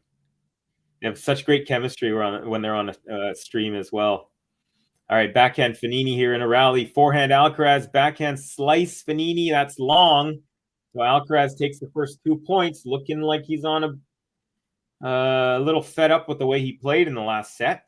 But there was like 2 or 3 times in the last set where I thought he was going to kind of take the reins, and he did not. So I'm not going to speak too soon. I called a potential bagel, and it went as far as you can possibly go away from a bagel. Okay. So, pour this beverage into the glass. All right. Fognini got 1 point back. Now 15-30. And a short ball for Fognini. He tries to rip a forehand down the line, but goes long. And now we've got... the challenge. Okay, no, the challenge, but it was the call was upheld, so it was long, and it's now double break point for Alcaraz. Yeah, that was long, definitely long. So 2 break points for Carlitos. First serve is good up the line. Backhand return now. Backhand Fognini. Forehand Alcaraz. Forehand Fognini off the tape, but still lands in. Forehand Alcaraz. Backhand Fognini. Backhand Alcaraz, forehand Fognini is way long. Alcaraz takes 4 out of the 5 points to kick off set number 2 and gets the early break.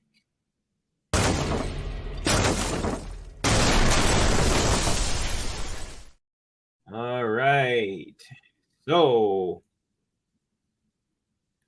Snahill saying, Covey, JG, and Ben have some unique charisma when they are together on GTL.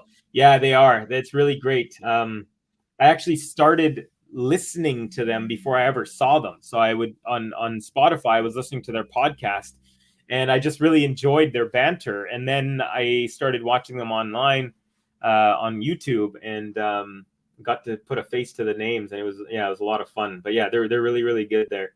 And it was funny how JG is the Rafa fan, and Ben was the one who was trying to get him to cheer for his boy. So there you go. That just shows how much Ben just loves tennis. They both do. All right, Alcaraz serving now, serves up the tee. Now backhand Fognini slice is into the net, so Alcaraz up 15-love.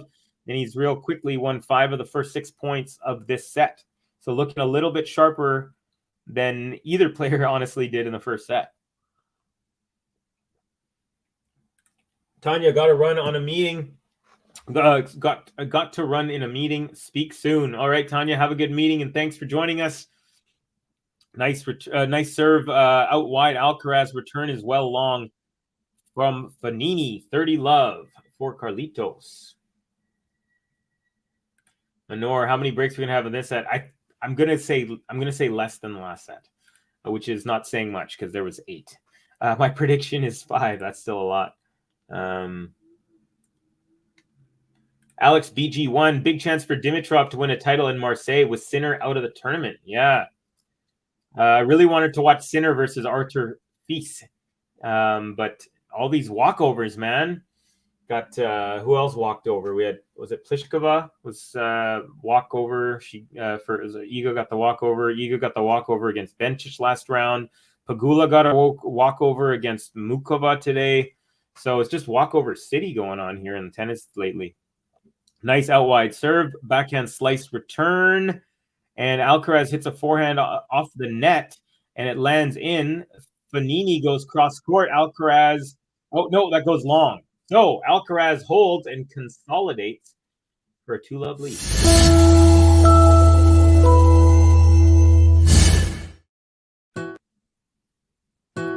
Vamos, Carlos Alcaraz. 1, 2, 3, vamos. Vamos, Carlos Alcaraz. Vamos. Capricorn says, I want a Dimitrov and Stan final in Marseille. That would be a good one. Stan with one of the most lovely backhands in the history. All right, Alcaraz with a nice return off the Fognini serve. A couple of forehands. Forehand Fognini, backhand Alcaraz now. Backhand Fognini into the net. So looking really shaky here is Fognini after winning that first set kind of unexpectedly. He had two chances to serve out the set at 5-4 and at 6-5, and he got broken both times. And then a very sloppy tiebreak, I'd say, from both players. Manor saying, first hold in 9 games. Wow. Can you believe that? I can't. And then, of course, Fognini gets broken. Oh, wait, no, sorry. You're right. It was first it was the break, and then Alcaraz held. So, yeah, okay, I got you. Yeah, 9 in a row. That's crazy, man. Crazy. You see that generally more in the women's side with lots of breaks.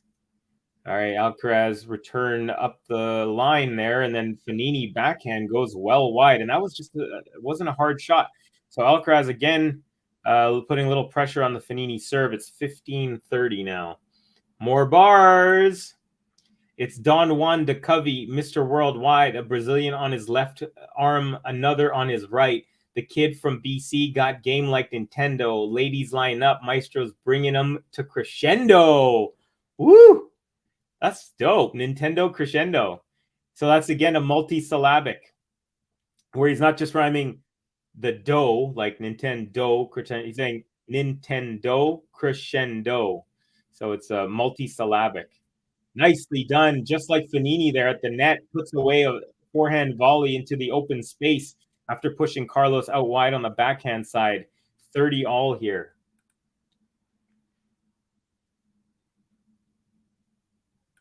Max saying, at Ghost, I like your rapping freestyle tennis-wise. Yeah, man. So good. And he goes, I like your commentary tennis-wise. Look at this. All the love being thrown around here. All right. Fognini here. Serve out wide is a fault. Second serve is good. Alcaraz forehand return. Forehand Fognini. Forehand Alcaraz. Backhand Fognini. Backhand Alcaraz. Backhand Fognini up the line. Forehand Alcaraz. Backhand Fognini cross court. Backhand slice from Alcaraz. Fognini tries to go up the line, but that's wide. So Alcaraz got a break point opportunity, and Fognini now is kind of bending down and wincing. So I wonder if that ankle is coming into play here now. Let's see. They're showing a slow-mo.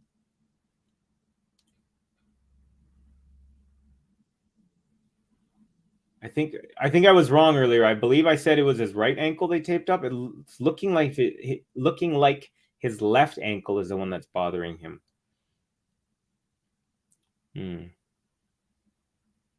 Yeah, he's kind of twisting it out and stuff. All right, break point at 30-40. Backhand return Alcaraz. Forehand Fognini. Backhand slice Alcaraz. Fognini up the middle. Now Alcaraz up the middle. And Fognini makes away the net and puts away a forehand cross-court volley. So, deuce. So, Diarrhea Ravel saying, Alcaraz playing back-to-back tournament is creating fatigue, I think. How do plan and pick up which tournaments to play, I wonder? Well, I mean, these two are in the same swing, right? So, the golden swing. So, they're kind of, if you're going to do one and you're healthy, you're probably going to do more than one, just like Cam Norrie is doing the same thing. But I think they choose just based on, I mean, there's a bunch of different factors. Alcaraz with a forehand winner up the line off the serve. So, yeah, as a kick serve, he walked around it, stepped around the backhand, and just goes forehand up the line. So advantage Alcaraz, second breakpoint opportunity. We'll get to this again in 1 second. So breakpoint, first serve into the net.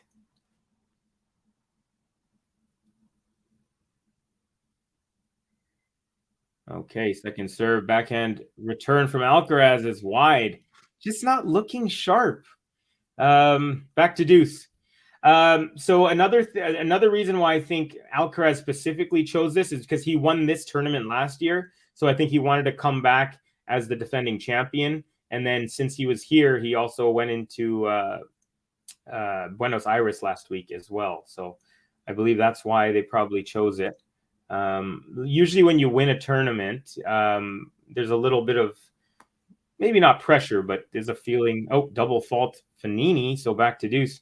There's a little bit of that feeling like, I need to go back and defend. Alex BG1 saying, remember that time when Dimitrov was getting Wawrinka in every tournament? They played like 7 times in 1 year. Yeah, sometimes it happens. You end up happening to face the same player over and over and over. All right, Fognini, nice serve out wide, backhand return. Now forehand Fognini, forehand Alcaraz, forehand Fognini is a shank, and it's the break goes to Carlitos. He's up 3-0.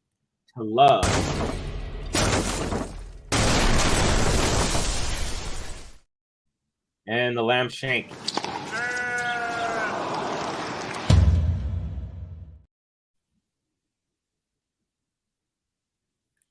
Yeah, saying, really, I feel like my commentary isn't well written. Maybe I'm doubting it. You are doubting it. It's great commentary. You ask great questions as well, and you bring good insights.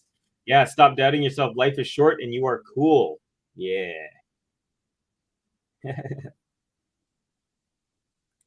Honor, 10th break. We have a bingo. Ding, ding, ding. Is this a reference to Inglourious Bastards, where he calls it a bingo, and they're like, no, it's just bingo. Either way, nice.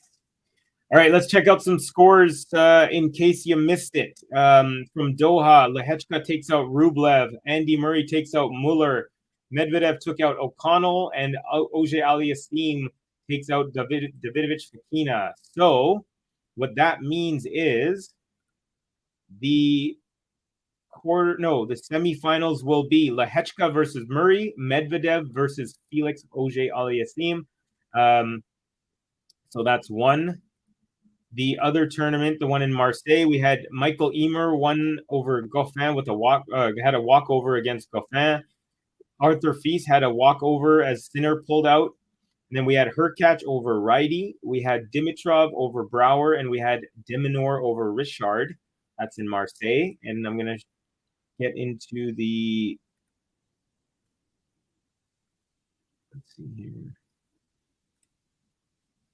So the quarterfinals are Hurkacz versus Emer, Dimitrov versus Bublik, Bonzi versus Deminor, and Wawrinka versus Fils. So that's that. And then over on the women's side, in Dubai, we, of course, Iga had a walkover as Pliskova. So is it Pliskova or Kvitova? I sometimes get them two mixed up. Let's see here. Yeah, it's Pliskova. So Swiatek got a walkover against Pliskova. And then we had Coco Gauff took out Madison Keys. We had Pagula had a walkover victory over Mukova. And Krejcikova took out Sabalenka. All right, here's Carlitos ready to serve at 3-love. First serve is good, and it's an ace. I think it's ace number 1 on the day for Carlitos. Okay, I think there's definitely some sort of error in the numbers on my scoreboard here, because it says Alcaraz's first serve percentage is 43 out of 44. That's definitely not true. And it also says Fognini's is 65 out of 69. I'm going to actually look up. It's actually 64 for Alcaraz and 62% for Fognini. Fognini with a errant forehand now, so 30-love real quick for Alcaraz. So in the first set, Alcaraz was up 3-love and 30-love, and that's when I said it could be a bagel. And boy, was I wrong, because I went 7-6. So I'm not going to say it this time. Alcaraz serve is just long.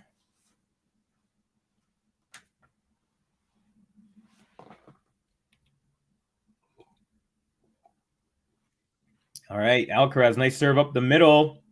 And a great return Fognini to the feet of Alcaraz. And Alcaraz hits that backhand wide off of that. So 30-15. We got Alex BG saying shank break, match of the year contender. Yeah, right. Gary saying, Max, I'm always interested in your commentary. Yeah, absolutely. Backhand up the line there, Fognini. And then he gets a forehand and he goes up the other line, and that's a winner. So 30 all. And this is why you don't predict bagels unless Iga's playing, folks.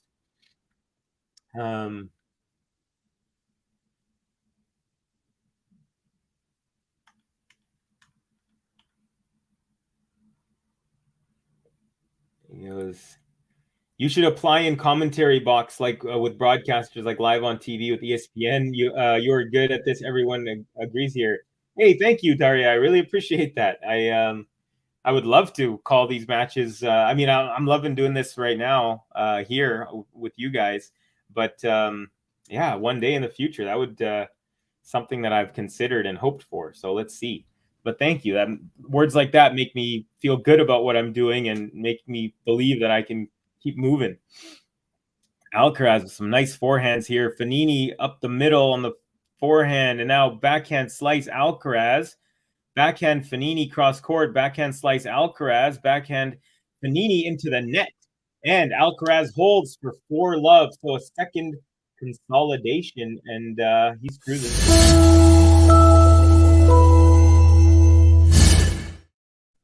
Gary with a very astute comment at the end of the set, saying I said something like he smells a bagel for coming up for Alcaraz, and it looks like we're on track for that. Good call there, Gary. JP saying Mukova seems injury prone.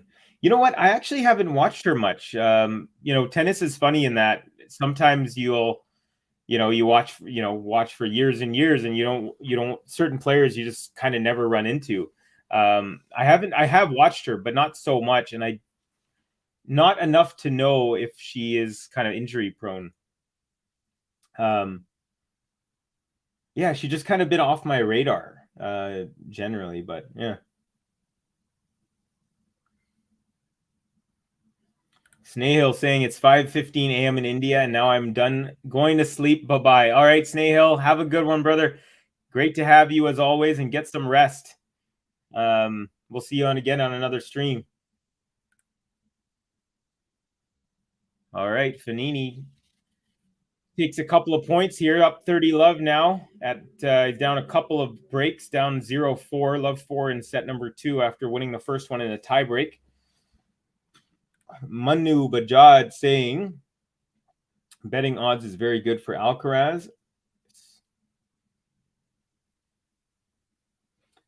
Yeah. All right. Serve up the line, backhand return Alcaraz. Now, Alcaraz runs around a backhand and hits a forehand up the line, and Fognini can't handle that. So 30-15 now. Alcaraz on the board in game number 5 here.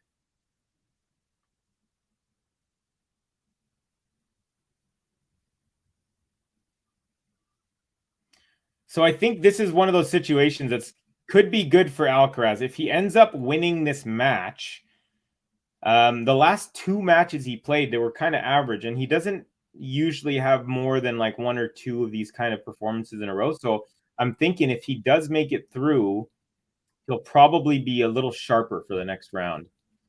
Nice out wide shot by Fognini there. Alcaraz forehand goes into the net. So 40-15, couple game points now for the Italian.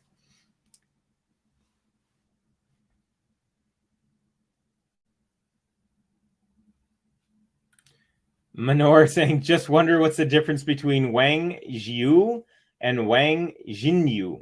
Yeah, I saw that yesterday, and I saw that on the order of playlist, and I just thought it was kind of funny. So what's the difference? The difference is the letter N, because Wang Jinyu has an N, and Wang Jiyu does not have an N. So that's the difference. That's what I'm going to say. Do you play tennis as well? Yes, I do play tennis. I'm a fan of tennis. Hockey and tennis were my two. Ice hockey and tennis were my two kind of main sports growing up. I also play pickleball a lot lately because it's really easy to get to play here. Oh, Fognini with a backhand. It's Fognini hit a long backhand, and then it looked for a second. I thought he might be about to like retire. It looked like he was going to kind of go to the bench or something, but he didn't. He's still playing. So we're back to deuce. So Manu Bajaj is asking, are you from Canada? Yes, I'm from Vancouver, BC. Drop shot for Fognini. Alcaraz gets to it, and then Fognini goes over the head lob. Alcaraz tweener, but that's well wide. There's a missed tweener there. So Fognini's got great hands. I think Alcaraz was trying to do one of these lob tweeners and just got way too much under it. So advantage Fognini. So what I was saying about pickleball is very interesting here, at least in Vancouver, and I think it's huge in the United States. Tons of courts coming up everywhere. The thing about pickleball is all these courts that they turned into pickleball courts, you just have to show up any time of the day. You don't have to bring a friend. You don't have to. Oh, Alcaraz return goes long. So Fognini is on the board 1-4 here in set number 2. So the cool thing about pickleball is, interestingly, is like they have these courts and there's people there. If it's sunny, there are people there all day long. Like from sun up till sundown, there's people playing. So if I want to play, I don't have to call my friend and say, hey, can you be there? No, I got to work or I've got to watch my child or whatever. Well, with pickleball, I just show up with a paddle. I bring a ball with me. I got my, sportswear, and I just show up. And then there's like this rack on the court on the side. You just put your paddle on the rack, which signifies I'd like to play next. And basically, anyone else can come and put their paddles. And once you have 4 people, boom, you can play. So you don't need to wait for someone to go with them. You can just show up anytime by yourself. And you usually find people who are just as your level, and you can start playing matches. So it's very like low maintenance in that way. But definitely enjoy tennis much more. Like if someone asks me, hey, do you want to play pickleball right now? Or another person asks me to play tennis, I'm going to choose tennis like 95% of the time. So there's that.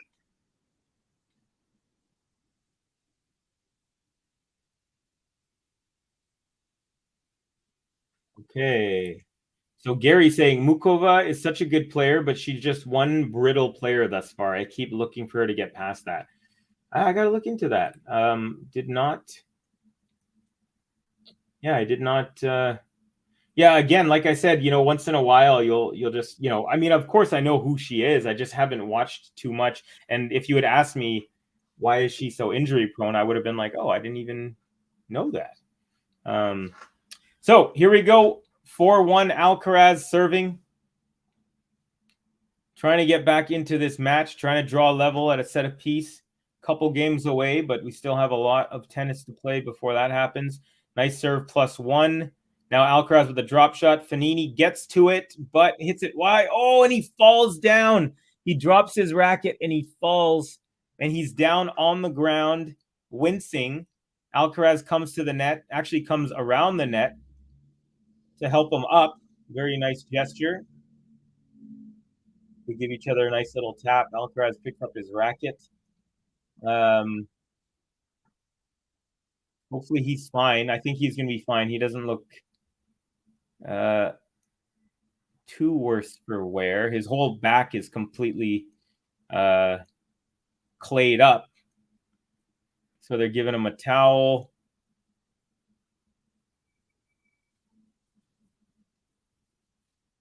Okay, I think he's going to be fine. But he took a little bit of a tumble. So Alcaraz goes drop shot. Fognini gets to it and then drops his racket, falls, and then rolls onto his back. So no ankle. I don't see. Oh, you know what? His right ankle, as he was sliding, it started to turn, but he turned into it. So I don't think anything got snapped. So I think he'll be fine. Let's see here. I'm pretty sure he'll be fine. But it was definitely, it didn't look great. Oh, yeah, they're back. So Alcaraz now serving at 15 love. So drop shots, when he gets them in, are continuing to be effective. He has missed a couple, meaning he didn't make it over the net. But the ones that go in, they're doing pretty well. Second serve now out wide. It's a good one. Another +1 out wide, but Fognini, great defense. Now Alcaraz goes the other way, and Fognini with another great defensive lob lands long in the court, and Alcaraz flubs that overhead and just misses it. Totally missed that. Missed by like 3 or 4 feet, long and wide. So Fognini, after that tumble, plays great defense running side to side and makes Alcaraz miss on an overhead from behind the baseline. Here we go. Alcaraz 15 all.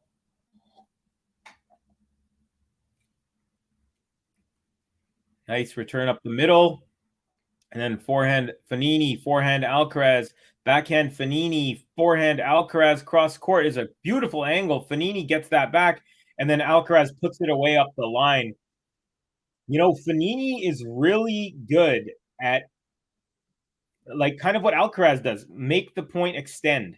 You think he's not going to return a ball that's like, you know, aggressive forehand from Alcaraz, but he gets a racket on it and puts it back into court. So Alcaraz needed to be focused there to win that point, because he had about 3 chances to win that point, but Fognini kept on defending nicely.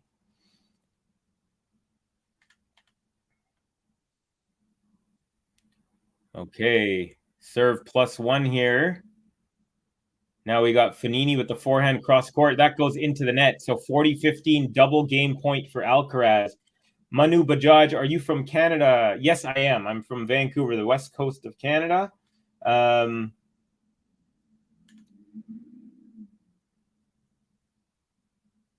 Manor is saying, yeah, but besides that, LOL, did some of them do something exciting? Oh, you're talking about the names. Honestly, I'm not sure. Those are another couple of players that I haven't actually watched.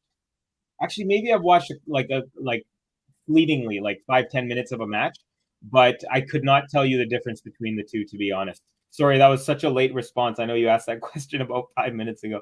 But that little injury thing kind of took my attention. So Alcaraz ends up holding, and he's up 5-1. Dhairia saying, you must be a Felix Auger-Aliassime supporter then, I assume, since Canada. I definitely am a fan of his, and I do want him to do well. He's not my... Actually, Carlos Alcaraz is my favorite. Like, just top favorite, you know, no questions asked. But yeah, Felix, Shapovalov, Leila Annie Fernandez, I'm a huge fan of hers. Also Bianca Andreescu. So yeah, all the Canadians I'm definitely a fan of. But none of them I'm like overly crazy. I do plan to go to the Laver Cup, and I know Aliassime is the only player so far that's looks like there's a little... Okay, so a ball from Fognini was called in, but Alcaraz showing the umpire that it was actually out.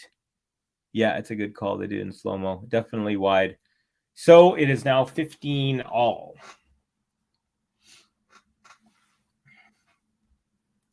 Capricorn, okay, Carlitos has woken up then. You know, I wouldn't say that he fully has, to be honest, as he sails a backhand long. He's definitely not playing how we expect him to play. Let's put it that way. He's definitely playing better than the first set, but he's still not his regular self. That's what I'll say. All right, Fognini, nice serve out wide. Backhand return, Alcaraz. Forehand, Fognini. Backhand, looper, Alcaraz. Backhand, Fognini. Backhand, Alcaraz. And that's wide. So 40-15 now for Fognini, looking to take a second straight, or sorry, not a second straight game. Looking to take a second game here in this set and force Alcaraz to serve it out. All right. First serve is long. Is a fault. Here's a second serve. All right, we need to fire him then. Yeah. I mean, I don't know if I'd fire him. I might just suspend him.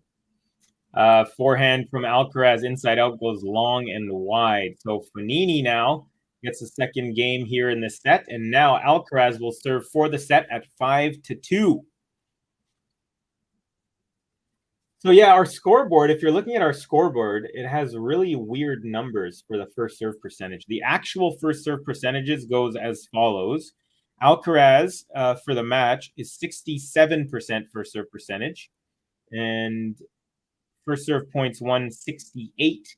Second serve point won 22. For Fognini, we had 61 first serve percentage, 56% first serve points won, and second serve points won are 34%.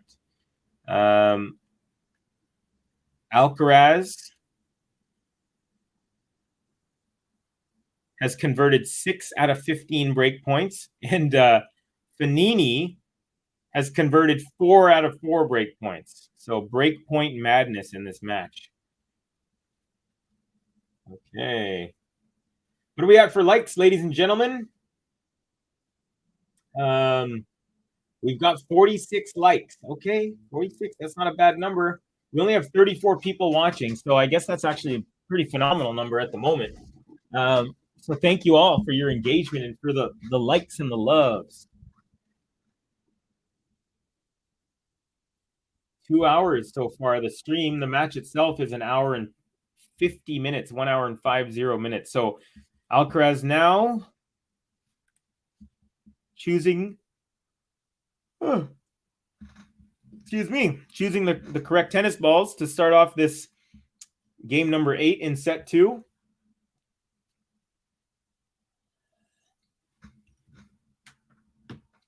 Okay. Here we go. Serving for the set, Alcaraz. First serve, ball is up. Serve is good. Backhand return up the middle. Forehand Alcaraz. Backhand Fognini. Forehand Alcaraz. Forehand Fognini. Forehand Alcaraz. Forehand Fognini is long. 15 love Alcaraz.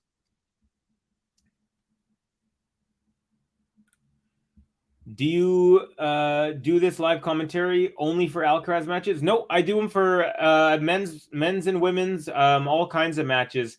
I did the Iga match versus Samsonova a couple nights ago.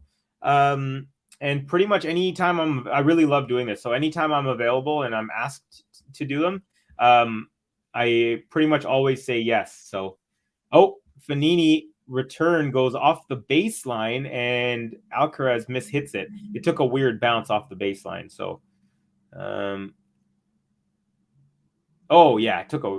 bounced really high, way higher than Alcaraz was expecting.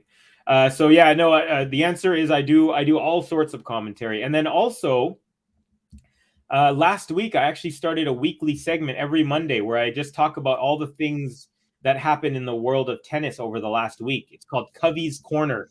So every Monday, you can catch me doing that, Covey's Corner, where I just talk about all the stories and news, and I go over some of the matches, some of the big matches of the week. So, definitely check it out. A lot of fun. I really, really like doing it. Manu, Covey, I'm betting Alcaraz to win. Yeah, I'd say it's a safe bet. It's not a guarantee by any means, but I think so too. Alcaraz with a great serve out wide. Fognini return goes wide as well. So 40-15. Now double set point for Carlos Alcaraz, trying to force a third set here.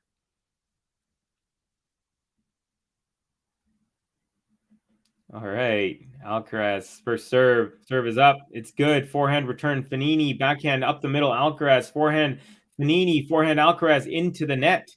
So 1-6 set point goes the way of the dodo bird here. Alcaraz now 40-30. GSL, Covey's the man when it comes to watchers to likes ratio. Yeah, it's really, really, really cool. I don't know what the heck is going on, but we've got 48 likes and currently 35 people watching. So you know what it is. It's Gary has 15 accounts and he likes from all of them. And a backhand Fognini goes errant. And Alcaraz takes set number 2, 6-2. So we're back to level in this match, folks. And it's a best of one now. Manu asking, Covey, please answer. What's your question, my friend?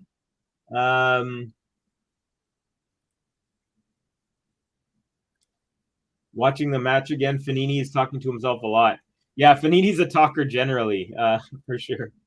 Saying 100 for 50 Alcaraz wins. So you're saying you win 100 if you put 50 down? Yeah, I'm not a big bettor, so or I'm not a big gambler. I do like once in a while, but I haven't done any betting probably in the last 2 years or a year maybe. Yeah.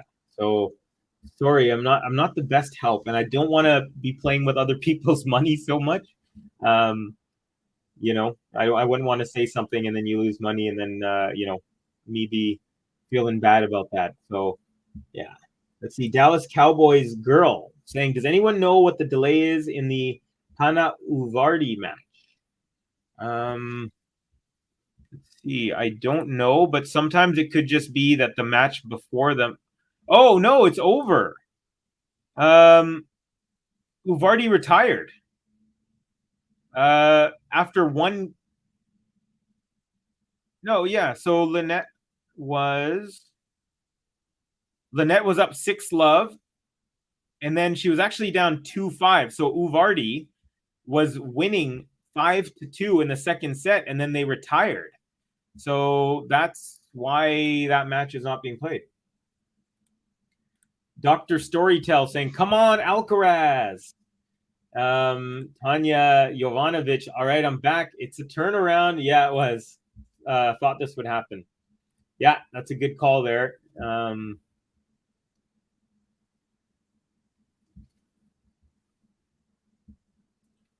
Okay. 49 likes. We're almost at the 50 mark. Who wants to be our 50th like? Come on, folks. I know you can do it. 49, such a good number. All right, they're watering the court. Okay. So up next in Mexico on the women's, I believe that's a 250 event in Mexico. So we had the Swede Peterson took out Alicia Parks in straight sets. Lynette took out Uvardi after Udvardi retired in set number 2, and she was actually up 5-2 when she retired. So it must have been something that she couldn't handle because she was only one game away from leveling that match. Now, up next, we've got Gracheva is going to face Sloane Stevens. That's going to start at 4:20 my time, so that's in about 11 minutes. And then at 6 p.m. my time, we'll have Bonaventure versus Siniakova. So that's the 250 WTA event in Mexico. In Dubai, as mentioned before, Coco Gauff took out Madison Keys in straight sets. Krejcikova took out AO champion Sabalenka. For the first time this year, she loses. So Krejcikova over Sabalenka in 3 sets. Pagula didn't have to play, walkover over Mukova. And Iga had a walkover against Pliskova. And then also in this tournament, we had the Chilean Jari won in straight sets over the Spaniard Martinez. We had Varillas, the Peruvian, lost in straight sets to Sebastian Baez. And of course, we've got a 1-set all tie in this one here. And then after this match, actually, maybe not after, I think on a different court, it's going to be Laszlo Djere versus Dusan Lajovic. The winner of that match will face the winner of this match in the quarterfinals. All right, here we go. Fognini to serve to kick off set number 3.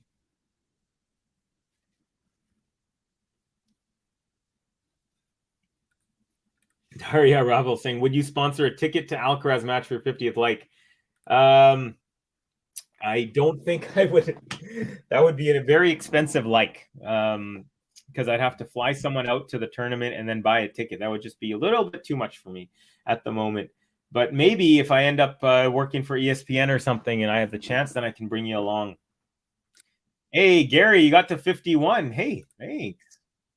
Nice. Yeah, you did. Gary's always on top of it. Tanya saying Carlos wins the tournament. It's too easy for him. I mean, if he plays like this, I'm going to say no. But I think if he makes it through, he will be a little bit sharper because rarely does he have multiple average performances in a row. And I would say that the last match, he looked like a player who was out for 4 months. Whereas in the first tournament last week in Buenos Aires, I think he was just running on adrenaline. He was just so excited to be back on court that he was just like super explosive and just ripping the ball. I think now he's kind of come back to earth and he's got to work his way back into these matches. Kind of like right now, he was just up. Well, no, it's 30 all here on the Fognini serve. So just ripped a forehand long. Okay. Fognini, 30 all. First serve into the net. Second serve coming up. He was just having a moment. Yeah, you think? I mean, he's definitely playing better than the first set. No question. Both players are. But I still don't see that explosiveness. Beautiful drop volley. And then he gets pushed back and throws up a lob. And then Fognini smashes that lob. So Fognini now has a game point. Fognini's pretty quick. He's getting to all these drop shots. Great angle on the overhead smash.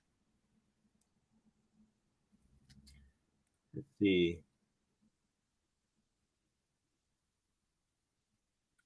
This, I think I walk over from the match need to sleep as well. Okay, a couple of words there are misspelled, so I'm a little confused. But I think you mean that you're tired and you need to go to sleep.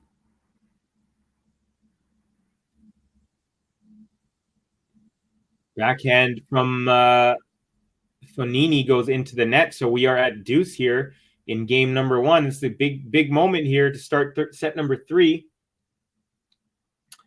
Dr. Storytell saying what you thought about the comeback win by Krejcikova over Sabalenka. I thought it was very impressive, especially with the fact that she got smoked in the first round. In the first set. She got beat 6-love. And then gutsy, and she was down a break as well. So I thought it was really gutsy. She's such a clean hitter. And she's one of the few players who can quite literally win when she's playing her best. Not everyone on the women's side can do that, but she is one of them for sure. So I thought it was a great performance for her. What I want to see is him versus Joker in their best forms. Same here. That's like all I want to see. I want to see them again because Alcaraz was that. Yeah, that was for the break. Carlitos. So there you go, folks. Carlos is up a break. Hold on, I'll get to that in a second, Tanya. Let's give that.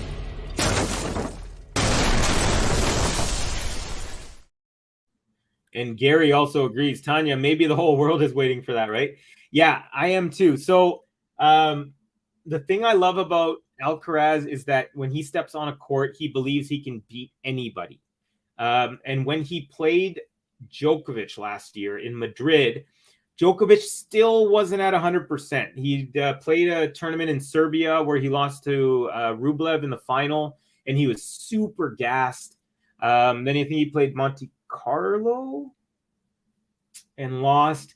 And then he started getting his rhythm, was playing well in Madrid, but I wouldn't say he was at his best. He started playing at his best around Rome, or at least that was the first time that he kind of reached his best.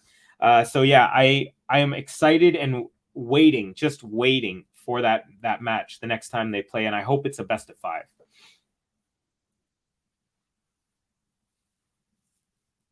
We got Shiv Pratap Singh Marco saying Fognini will win, I think. Tanya, Carlos is one up, I think, against Djokovic. Yes, he is. They've only played that one time in Madrid. It was a 3-setter, and Carlitos won that one. But again, like I said, and he was close to form, but he wasn't fully in form. And we all know Carlitos was just totally in form at the time. Although he also had to play Nadal the day before and win. And I think the day before that was his birthday too. So it was a crazy few days for him. His birthday, then he beats Nadal, then he beats Djokovic, then he beats Zverev. So a really crazy little few days there for him. I was also really bummed when Djokovic didn't face Rune in Australia, because Rune lost in that 5th set tiebreak to Andrei Rublev. And I also was really bummed when Zverev beat Alcaraz in the French Open, which blocked us from the opportunity to see Carlitos face Nadal in Paris. So those are the 2 matches that I'm really, really bummed that never happened. But hopefully they will.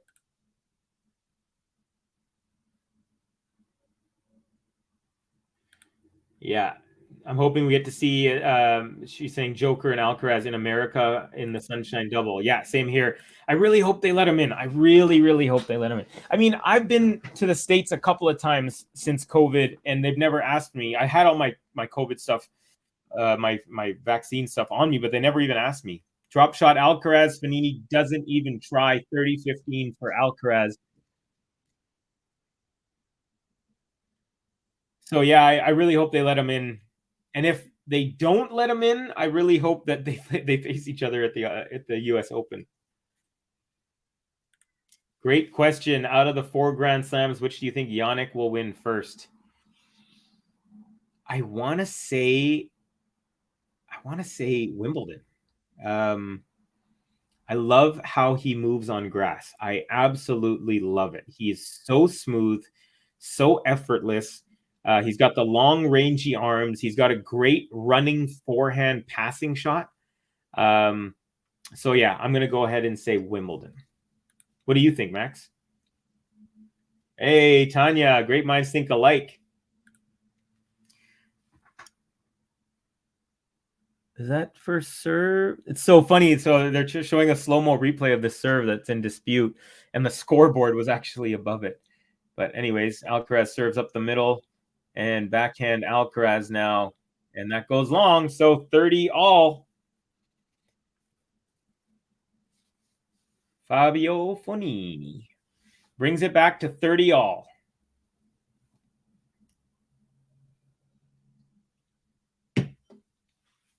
Man, it's such a beautiful day out in Vancouver. I wish I could show you guys the snow-capped mountains that are out the window. It's beautiful. It's also really cold. It's about 1 degree. Alcaraz, beautiful serve out wide, looping return, forehand Alcaraz, backhand Fognini, drop shot Alcaraz. Fognini will not get to it. Another beautiful drop shot. Alcaraz now has a game point, 40-30 here, serving at 1 love, already up a break in the deciding 3rd set. Fognini did everything he could, but just couldn't get it before the second bounce. Dallas Cowboys girl. That fall from Pana Udvardi was nasty. I hope her ankle is not broken. I was wondering. I knew it must have been a bad injury because she was up 5-2 when she retired. I'm going to have to check that. Hopefully it's not too hard to watch. Fognini there with a nice backhand, forcing Alcaraz to hit his backhand into the net. So we're at deuce now. This game is Alcaraz inches forward. Fognini draws. Alcaraz inches forward. Fognini draws level and keeps on going for the third straight time now. Yeah, I'll check that out after. That's unfortunate though. Okay, let's see here. GSL saying Krejcikova is as pure as Novak with how cleanly she hits the ball. She is such a classic tennis player, and sometimes it's hard to understand why she is in top 5. I agree with you there, Gary. I feel like there's sometimes where I look at her matchup and I'm like, she should definitely win this match, and then she doesn't. I don't think she's as good against like the mid-tier players as like Iga and Sabalenka. Like those players can usually just use their strengths to just blow players off the court. But Krejcikova, yeah, she doesn't seem to have that blow them off the court ability, but then she'll go and beat Iga in a final, and you're like, what the heck is going on here? Or she'll beat Sabalenka after she hasn't lost all year. So there's something in there that's interesting. She'd be fun to study. All right, we got a let second serve coming up. Alcaraz advantage. GSL saying, Max, I say Sinner will win the U.S. Open one day. He should have won it last year. That match against Carlitos was just mouth-watering for someone like me. Alcaraz pushes Fognini out super wide with a huge forehand and then drop shot up the line. Fognini doesn't even try, and he consolidates for a 2-0 lead.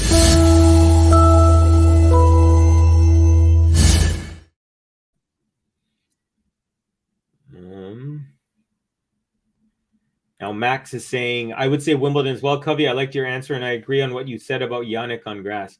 Yeah, I think he grew up as a skier, and he's really smooth with his movements. And interestingly, Roger Federer, also one of the smoothest players we've ever seen, although Djokovic is as well when it comes to grass and general movement. But I thought it was interesting that Roger Federer grew up as a skier and was super smooth at Wimbledon, and Jannik as well gives me that same vibe. And another player who's super smooth, especially on grass, is Sebastian Korda, another guy who I think has a really high ceiling and can win Wimbledon and some other majors. Tanya Jovanovic again. What happened to Jannik in Marseille? Hurt again? I'm actually not sure. All I know is that he pulled out like pretty close to the start of the match. All right, Fognini just hit a forehand that went long, so we're at 15 all on the Fognini serve. He's down a break at love 2 in the deciding set here. Daria Ravo, visit India if you're feeling cold. 30 degrees here already. Oh yeah, no, I've been to India 12 times, my friend. I have family in Pune, Mumbai, and Delhi, so been there quite a bit. Mumbai in the summertime is very humid, so humid that before. Like you take a shower and you dry yourself off with your towel and you start sweating before you could get your clothes on. It's pretty crazy. But yeah, it's hot in India for sure. It's a beautiful country. The injury is awful. She had to be helped off the court with crutches and was crying. Oh, that's very reminiscent. Oh, Alcaraz with a beautiful backhand running pass shot as Fognini was at the net. Really nicely done. So Fognini has a short ball, inside out forehand. Alcaraz on the stretch backhand goes cross court, and it was just beautifully placed. That could be a backbreaker. It's now double break point for Alcaraz. So Dallas Cowboys girl, it sounds like this was very similar in some ways to the Zverev double fault there for Fognini, and there's the break.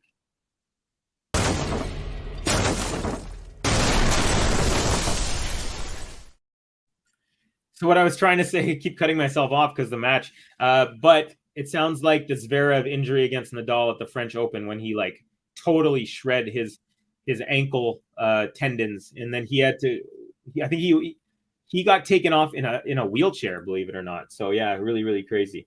Man, it looks like the ankle snapped. Oh, that's so bad. She's gonna be out for like at least 9 months, maybe, and then it's gonna take another 6 months to get back into it. I mean, look at Zverev now. He's been playing for 2-3 months and he's nowhere near what he used to be. So that stinks.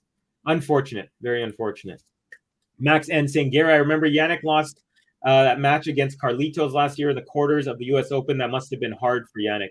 Yeah, it was. But you know what? Yannick's the type of player who I expect him to learn from that loss rather than dwell upon it. He's got a great team. I think Darren Cahill's a great coach, as well as his the other guys that he's surrounded by. So I think it'll be a learning experience. And he beat Alcaraz in the UMAG final last year.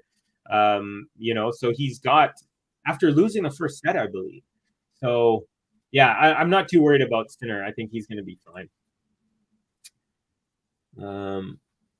Oh, you're saying lost those match points. Yeah, he did have I think it was a couple match points on his serve too. That was pretty huge. We got GSL. Max, we here at GTL, we're up all night with the Sinner Alcaraz match in New York. It was a highlight for the GTL channel in 2022. Sinner had match points. Yeah, I remember on his serve too. That was crazy. I felt like he really seized up when he had the opportunity there. Like he was serving great up until that point, and then the moment kind of took him. But that's what I mean, where he's going to learn from it, not dwell on it. All right, Alcaraz now serving at 3-love. We got a rally going. Oh, someone made a noise and they're replaying the point? That's rare. I haven't seen that. Anyways, no one was winning the point, so at least they called a replay before someone had a clear advantage. But that's really odd. You don't normally hear them replay a point because someone was a little loud in the crowd. Anyways, good on them. First serve again is good. Forehand return Fognini. Forehand Alcaraz. Backhand Fognini up the line. Forehand Alcaraz. Backhand cross-court Fognini. Backhand lob Alcaraz. Fognini overhead. And then Alcaraz backhand. Oh, the overhead wasn't a great one. Alcaraz was there, but he just dumped it into the net. So love 15 on the Alcaraz serve. I actually was not a part of the team just yet. I started in November with the Game to Love. So I didn't watch it on that. I watched it just live here. But it was great in Vancouver. It was 3 hours behind New York. So it was like, early evening stuff for me. All right, Alcaraz with a drop shot. Beautiful. Fognini gets to it, backhands it up the line, but then Alcaraz scoops it past them when Fognini's at the net, and Fognini even gives him a little bit of a smile. 15 all. Beautiful. The drop shot has been a weapon for sure today. And Fognini's getting to a whole bunch of them, but Alcaraz is doing well after the drop shot as well, if that makes sense. That boy needs to eat his veggies. Okay. We got Daria Ravel saying, looks like a lot of Sinner fans here. Yeah, Sinner's a classy player. Definitely got some fans. A lot of the times that I have streams, and rightly so, Alcaraz with a nice backhand makes his way to the net. Fognini's backhand goes into the net, so Alcaraz didn't have to do anything after the approach. 30-15. GSL. Oh, sorry. The question was from Michael Walker. What happened with Novak big press conference? Any big news? GSL with the response. Michael, he said he was at 90% physically and was headed for Dubai. Other than that, it was anticlimactic. He just came saying it was what it is with regards to traveling to the USA. Yeah, it wasn't really anything crazy. Another drop shot for Alcaraz. Fognini gets to it and rips a winner up the line. This time, the drop shot, it bounced too high, and Fognini got there and struck the ball when it was still above the height of the net. So easy put away on the slide. Nicely done. Can't win them all. He said he's going to be beating everyone and everything this year, Michael. And then Michael, Alcaraz, nice serve out wide. And then Alcaraz +1 backhand goes wide. So Fognini now has a break point, 30-40. I forgot. I got good news. My other nephew got into University of Michigan Ross School for Business for undergrad, ranked number 4 in the U.S. Now, I'm not trying to make anything. That's congratulations to you. But I'm wondering, is that the same university in Michigan where they had the shooting recently, where a few students got injured? I hope not. But anyways, congratulations. That is a great accomplishment for your family. Oh, Alcaraz. He's up at the net. and he was trying to do a cheeky little see here. Okay, so Alcaraz goes inside out forehand. Fabio Fognini brings him in with a slice, and then Alcaraz kind of tried to slice the slice with his forehand and went long. So a break for Fognini.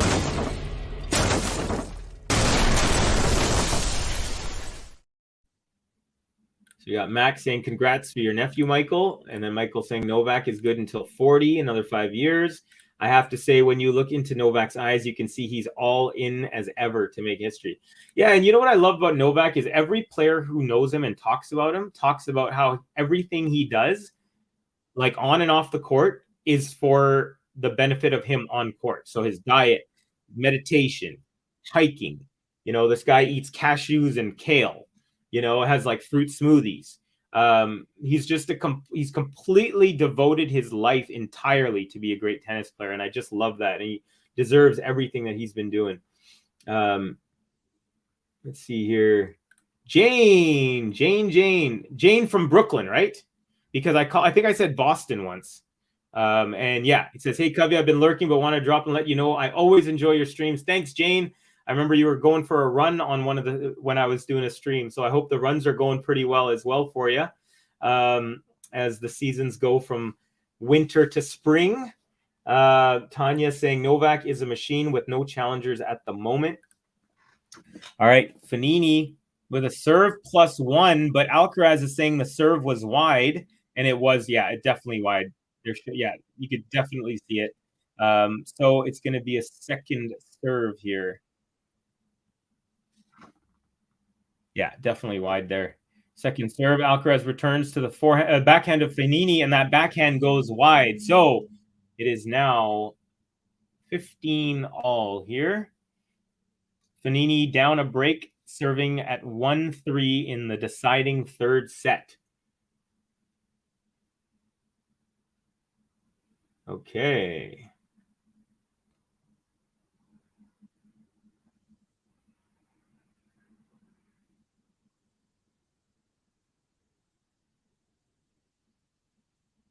Fognini, it's a nice point here on his serve, 30-15. So serves it. Alcaraz goes backhand return, and then Fognini goes backhand up the line winner. Was that an ace or was that wide? Fognini just served at the tee. It looks like it landed right where... Oh, no, Alcaraz saying it was long by a little bit. Fognini happily accepts, and the second serve coming up. All right, Alcaraz runs around the backhand, hits a forehand, another forehand, backhand Fognini, forehand Alcaraz, backhand Fognini, forehand Alcaraz is long and wide. So Fognini 40-15 now. So Alcaraz kept him pinned to the backhand, but he just couldn't keep it in the court there on that last forehand. So Fognini got a couple of game points. Gary, Tanya, I believe last year he used the phrase kicking their butts when describing the rest of the ATP. It was polite, but I got the message. Jane saying howdy Max, GSL, Michael Walker, all. Jane. All right, serve out wide, forehand return. And the forehand from Fognini is just a hair wide. It's called wide. Alcaraz is showing that it was. So it looks like the call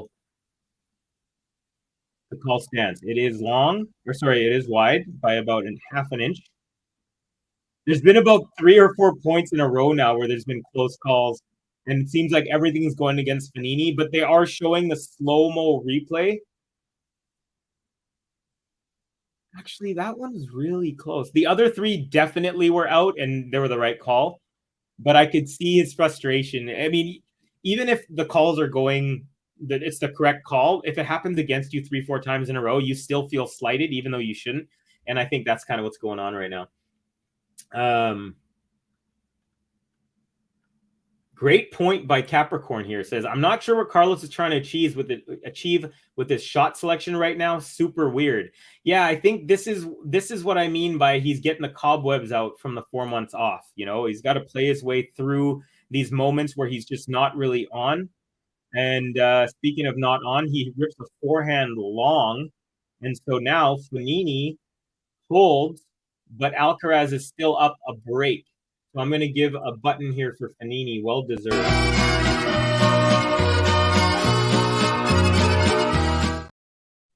What do we have for likes? 55 likes, and we got 49 in the stream. So if you are in the stream and you haven't liked, please do so. We really appreciate it. And thank you to everyone who has liked. You are helping us out, as always. We got Michael saying, Novak is getting disrespected like Serena. When she's dominant past 30 plus, saying they have no competition, please, they're playing past 35.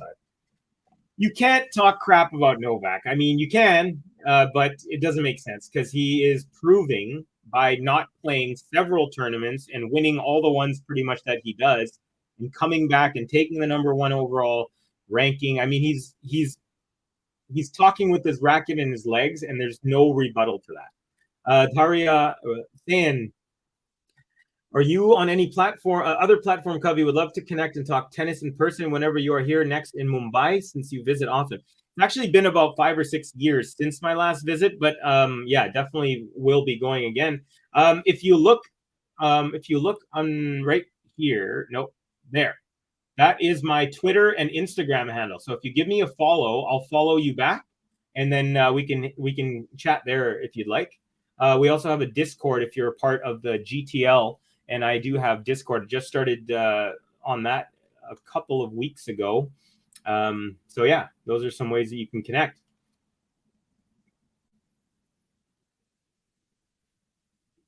Okay.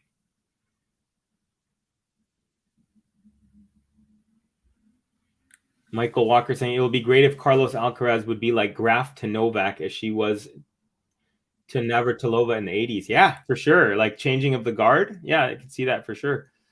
All right. Backhand slice Alcaraz, backhand Fognini, backhand slice Alcaraz, forehand Fognini, backhand Alcaraz, forehand Fognini, forehand Alcaraz, forehand Fognini into the net.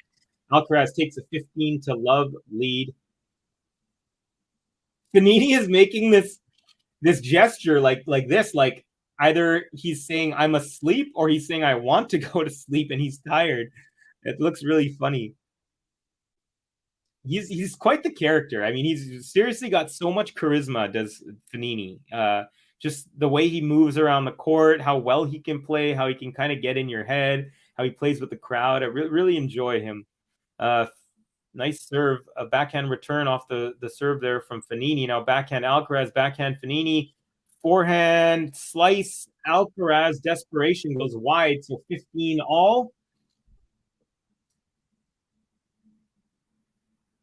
We got Capricorn BG saying Cocaine Bear, the movie, is out in theaters.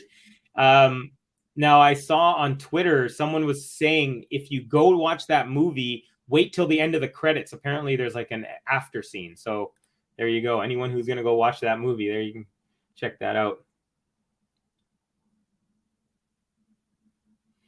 GSL saying, Michael, not in a hurry for that. Talking about the changing of the guard from Djokovic to Alcaraz, but sooner or later, right? Hey, Lamberto. Hey, again, everyone. I can't sleep. LOL. Well, this match has become a little more exciting than it was in the first set, where it was just error city and break city.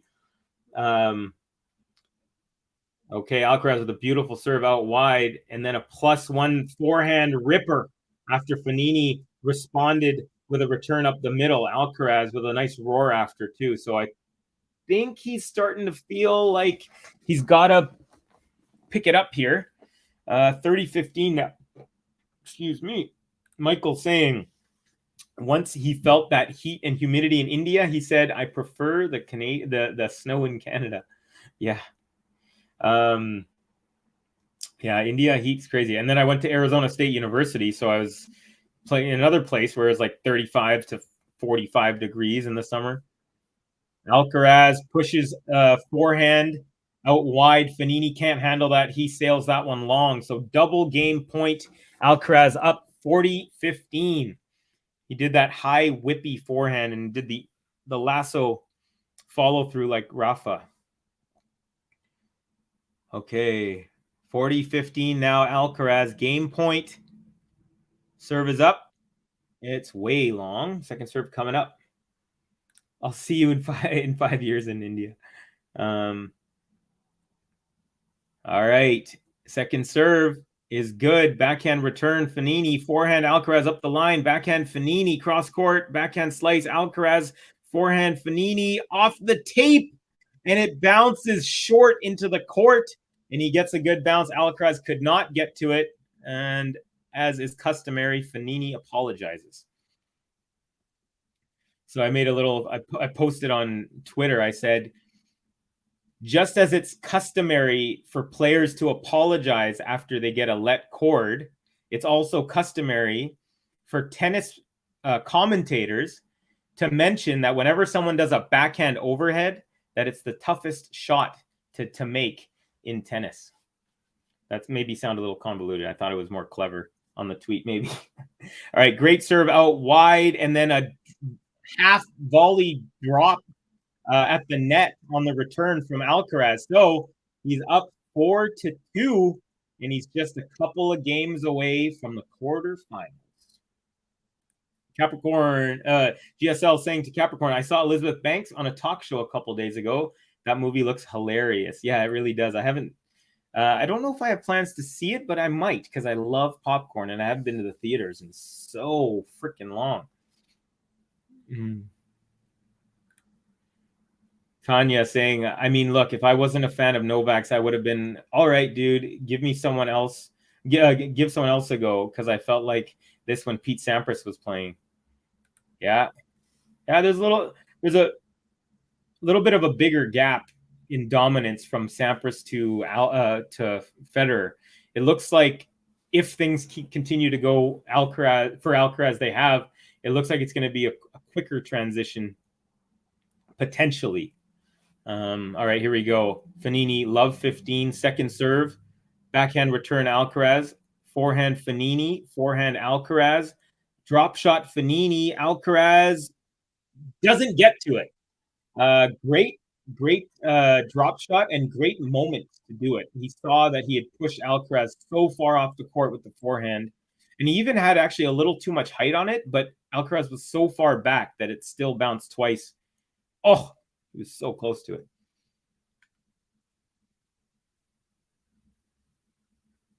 But I'm a fan, so I say keep ripping, Djokovic.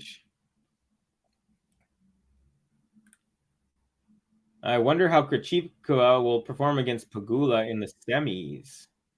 So it's going to be Pegula. You know what? I'm going to go ahead and say, drop shot from Fognini goes off the top of the tape and still lands in. Alcaraz gets to that, and then Fognini hits the ball into the open court. Alcaraz is a little frustrated that things aren't going his way. But it's funny because there's about 3 or 4 shots in a row that went his way before. So I think it's just the karma gods are leveling it out. It's a good question. I'm going to go ahead and say I think Krejcikova. See, this is an example where I don't know. Krejcikova could just come out and win this match and then take the tournament, or she'll lose. But I'm going to go ahead and say I think that she's going to win that match. Another drop shot from Fognini. Alcaraz gets to it, and another shot into the open court by Fognini, and he's up 40-15. So the crowd is going nuts right now, appreciating that Fognini is giving Alcaraz a taste of his own medicine, and it's working. He's running Alcaraz ragged right now, and just keeps hitting winners into the open court. And then he's smiling at Alcaraz. You can tell that this match is in good taste, in good form from both players, but you gotta love it. Gotta love it. If you're watching the actual broadcast as well as following along, you're definitely having a good time, like I am. So, anyways, I think Krejcikova is going to win. Double fault for Fognini after taking a 40-15 lead. So, still has a game point. It's now 40-30. Yes, Michael, it is completely dry. India is a wet heat, especially in Mumbai because it's on the ocean. New Delhi is not as humid, but it is still more humid than Arizona. Arizona is like totally dry. There's no, if you can get out of the line of the sun, you're okay. but if you're in the sun, it feels like it's beating down on you like a bat or something. Gary, Rafa Novak, 13 of the last 16 slams. Here's a reply to the Fadal nickname. Novael Jodal. I like that, actually. Very clever. Fognini wins the game, and Alcaraz now will serve, still up a break in set number 3, 4-3. We've got a change over here. Take a look at a couple of these. Or Ravek Nadkovic. I think I like the Novael Jodal a little better, if you're asking me. You got Jane, Brooklyn's finest. It should be Nofa or Ravik. I'd go with Nofa there. It's more obvious because Ravik sounds like it could be like someone else's name, but Nofa is like, okay, you're trying to say Nola and Rafa. Anyways, that's just how my brain works. We got Max saying, I hope Carlitos can win Wimbledon in the next 2 years. Yeah, you know what? I think Wimbledon is the let's say if Alcaraz is going to win every major, I feel like Wimbledon will be the last one he'll win, but he's proven me wrong before. So, but yeah, I'm excited to see his progress on grass courts. Michael Jackson used to go to the movies just to get popcorn in the 70s with Stephanie Mills. You know, that's interesting. I do that too. So when the pandemic started, there's a theater about 5 minutes from me called the Dunbar Theater, and from 5 to 6 p.m. they have a happy hour where they give you a large popcorn and a large drink for $6. And so, no joke, since the pandemic started, I've gone and bought at least 100 of them. Popcorn is my all-time favorite food, movie popcorn specifically. And I don't like when they add the flavoring, like, you could put like the white cheddar powder and stuff. I like just straight up movie popcorn. My dream is to have a house in the future that has a popcorn, an industrial sized popcorn machine that I can just constantly eat popcorn. So there you go. Now you know a little bit more about me. Here we go. Alcaraz serving 4-3, third set. This is the deciding set, folks. We're getting close to the business end. First serve is a fault. Here comes second serve. It's good. Backhand return, Fognini. Backhand Alcaraz. Backhand slice, Fognini goes wide. 15 love, Carlitos. That's a cool anecdote about Michael Jackson. Mike, thanks for sharing that with me. I didn't know that. Michael Jackson was my first favorite musical artist. I used to do the Thriller dance when I was like 4 years old, and my parents would laugh, and so would our family friends that saw. Hopefully they're laughing with me. All right, Fognini, a nice return. Now backhand Alcaraz, forehand. Forehand from Alcaraz now goes into the net. So 15 all.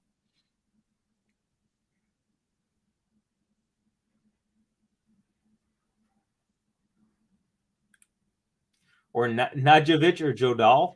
There's actually quite a few different ways.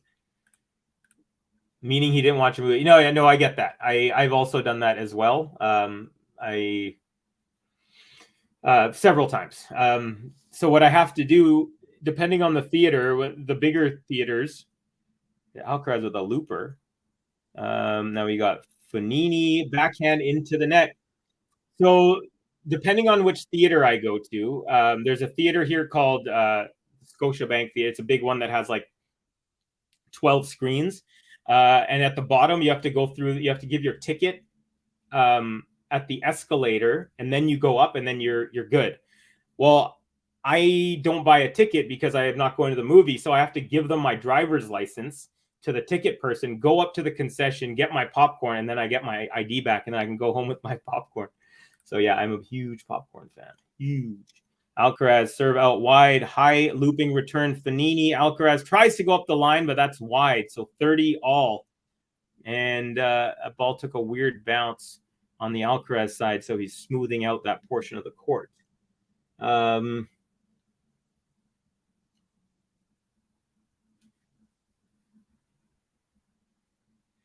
Daria saying Carlitos will be more focused on the French, I think, Max. I mean, up next, definitely, yeah. Gary saying Blasphemy. Max, blasphemy about Carlos winning Wimbledon. Carlos can win it after Novak wins 2 more. Yeah, 2 more, and then he'll... so he's just 1 behind Roger as we speak. He's got 7. Roger's got 8. So I think Gary's alluding to the fact that he wants... big forehand winner. Carlitos up the line. So he's up 40-30 game point. So yeah, I think Gary is trying to say that he wants Novak to take the lead with 9, and then Alcaraz can win. Okay. Hey, my brother's the biggest Michael Jackson fan, so I know everything about him. Hey, there you go. Stephanie Mills is talking all about Michael Jackson. Interesting. Okay, Alcaraz serving at 40-30. First serve is into the net. Daria, I'm going to answer this question after this point, okay? So second serve is good, backhand return, and then Alcaraz drop shot off the return, and it's a good one, and he wins it 5-3. Alcaraz, really nicely done. I'm going to play his button, then we're going to come back here. 1 second. Vamos, Carlos Alcaraz. 1, 2, 3, vamos. Vamos, Carlos Alcaraz. Vamos. All right, so Daria, how many points to be number 1? Now, this is interesting. If Alcaraz wins this tournament, he will be exactly tied with Djokovic. But because Djokovic has more points in big tournaments, meaning from Grand Slams and Masters, and also from the ATP Finals last year, where he won the whole thing going undefeated, Djokovic would retain the number 1 title, even though they're tied. But after that, it just depends on what they do. Because Alcaraz, I don't know where he's going next, but Djokovic will be in Dubai, he said in his press conference. So basically, that's what it is. It means no matter what happens, Djokovic is going to be number 1. Fognini takes a 30-love lead here on his serve. No matter what happens right now, Djokovic will be number 1 come Monday. And then after that, it'll just go, they'll be tied in points. So after that, it just depends on who does what. GSL saying Michael Jackson from 80 to 85 peak years, he owned the world. He was awesome as awesome could be. Then it all went downhill. Yeah, he was the king of the world. I don't think he's one of those few people that couldn't go anywhere on the planet because he was so well known in those times. Fognini with a beautiful backhand. Alcaraz tries to go up the line but can't. So Fognini 40 love here, trying to keep himself in the match, doing a good job in this game. He's got 3 game points. Yeah, that's what I think you misunderstood me, Michael. That's what I was saying. So if Alcaraz wins this tournament, he will be tied in points, exactly the same amount of points, but Djokovic will be number 1 come Monday because he has more points in the big tournaments. And so that's what I was saying there.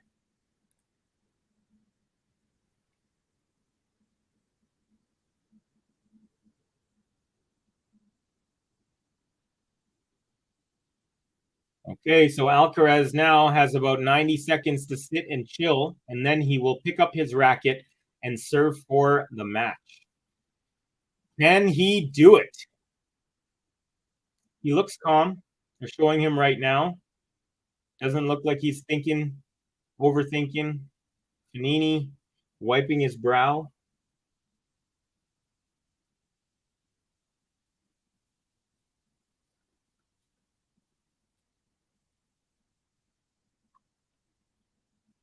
Wow, look at this. Michael Jackson Bad sold over 40 million copies, and then Dangerous sold 30 million. I mean, just those numbers are just incredible. GSL, the result is inevitable. Alcaraz Fognini is like Djokovic Dimitrov. Tanya saying, Vamos, Carlitos. You know, I think it's really cool because, I joined Twitter recently because I wanted to get into, tennis Twitter and just talk about tennis with people. And that's how I ended up linking up with Ben and JG.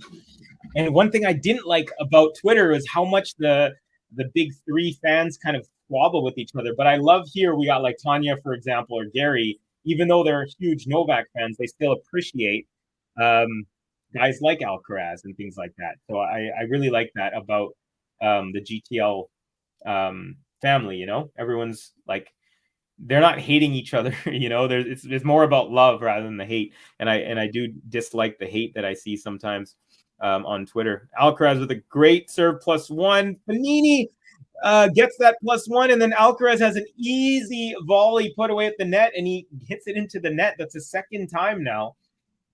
Carlos uncharacteristically misses an extremely easy, like I'm talking super easy. He tried to carve it too much. He tried to make it too perfect. Fognini even stopped running for it, so he didn't even have to make it so perfect. But anyways, love 15. Alcaraz serving for the match. Wow, that first serve was about 3.5 feet wide, really wide. Capricorn saying Twitter is a I think you mean cesspool, maybe? Or cesspit? That actually sounds like a funnier word. Okay, Alcaraz backhand, Fognini backhand, Alcaraz backhand, Fognini backhand is wide, 15 all. Fognini's done great in pinning Alcaraz to the backhand this game. Alcaraz hasn't had as much of an opportunity to run around because of the angle that Fognini's hitting these shots at. Because he's hitting them more shallow into the court, but deeper angle, which makes it harder for Alcaraz to run around it. And even if he was to run around it, he'd be so far off the court that Fognini would just be able to place the ball into the court and have a easy point. So really nice work there. Alcaraz with a nice, really good big serve there right at the body, and Fognini dumps that backhand into the net. Now Alcaraz just 2 points away from the match.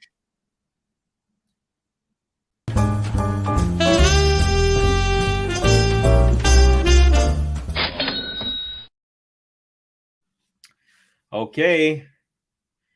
Carlitos, 30-15. Again, 2 points away from the match. Nice serve out wide. Super high return. Beautiful moon ball. And Alcaraz actually has to overhead that. Fognini forehand. Alcaraz forehand goes wide. So that was a beautiful serve. Super duper wide. But the return was even better because Fognini did a moon ball that landed like right at the sideline, about 1 foot from the baseline. So Alcaraz had to do like a slice overhead. Oh gosh, and then Alcaraz's forehand actually didn't miss by as much as I thought it did at first, but it was still wide. So 30 all here.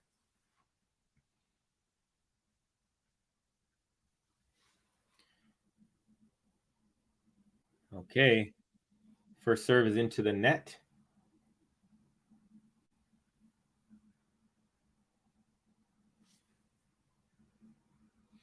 Second serve here. Ball's up. Serve is good. Forehand return Fognini. Forehand Alcaraz. Beautiful. Fognini with a high lob. Lands in. Alcaraz hits a forehand off of that. Backhand Fognini into the net. Alcaraz's forehand wasn't very hard at all. I think Fognini is kind of motioning that the ball bounced on his side weirdly. Maybe it bounced on like a previous mark or something. Yeah, it looks like it. So we have our first match point, folks. Match point. Another Carlos Nori final. I'd say there's a pretty good chance at it. Hi, baby. How are you? Little doggy's been napping on my bed all right. Alcaraz serve is good. Now forehand Alcaraz. Forehand Fognini is long, and Alcaraz takes it 7-6-7, 6-2, 6-4. There you go, folks. He's now 2 wins and 0 losses against the Italian. Yeah, there you go. So it's so funny. I watch on Bet365 and the feed cuts off right away. It's almost so abrupt that I feel like it's almost too quiet. Hi, baby. How are you? You give me kisses. This is my little baby. Her name is Gobi. Daria. Gobi, he'll know what it means. Gobi means cauliflower in Hindi, so that's why I named my dog Gobi. Yeah, she's super cute. So let's see what else we got on the chat here before we wrap it up. We got Tanya. Oh, we got Michael first. So we're going with the Michael Jacksons here.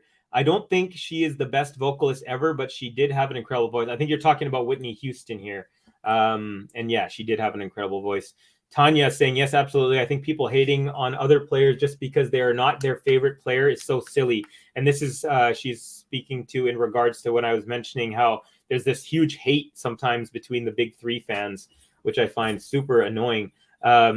And I like to stay away from it. Definitely. I've had to, I'm not a guy, I don't even have that many followers because I just started in November.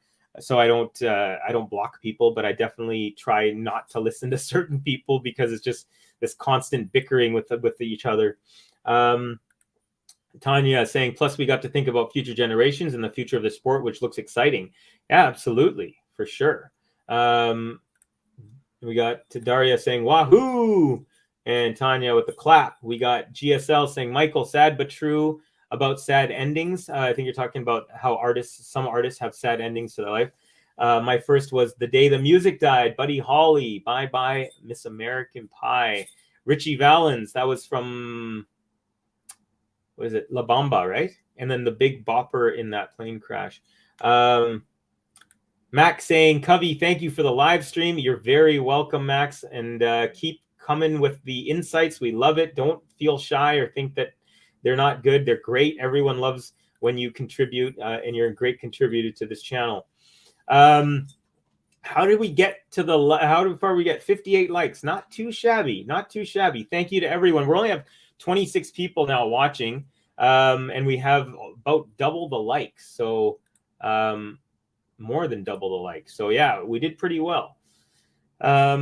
All right, y'all. I think that's going to do it. Oh, by the way, check it out. I got my Game to Love swag. As you see, I got this on. If you want your own swag, you can definitely grab. Yeah, there you go. I'm on the mirror. It's always opposite. Game to Love. That's my shirt. This is my hoodie. I'm actually going to go take my dog for a walk in this hoodie. And I'm going to see if anyone knows what it means, especially when they look at this logo here, the Game to Love logo. Let's see here. We got Tanya saying, so tomorrow we got Carlos versus one of the Serbs. Are you covering it, Covey? I will let Ben and JG know that I would like to cover it because I am available tomorrow to do those. And so, yeah, I don't know for sure, but stay tuned. I hope to be covering that one if no one else is, or if they would like me to. But yeah, I would definitely want to cover. Like I said, I'm a huge Carlos fan. So if anytime I can do his matches, but also I just love doing these streams. So even if he's not there, I'm down. But so the answer is I don't know for sure, but I would guess that it's a pretty good bet. Gary saying, congrats to Carlos and his fans. Have a great morning, afternoon, evening, everyone. Go GTL.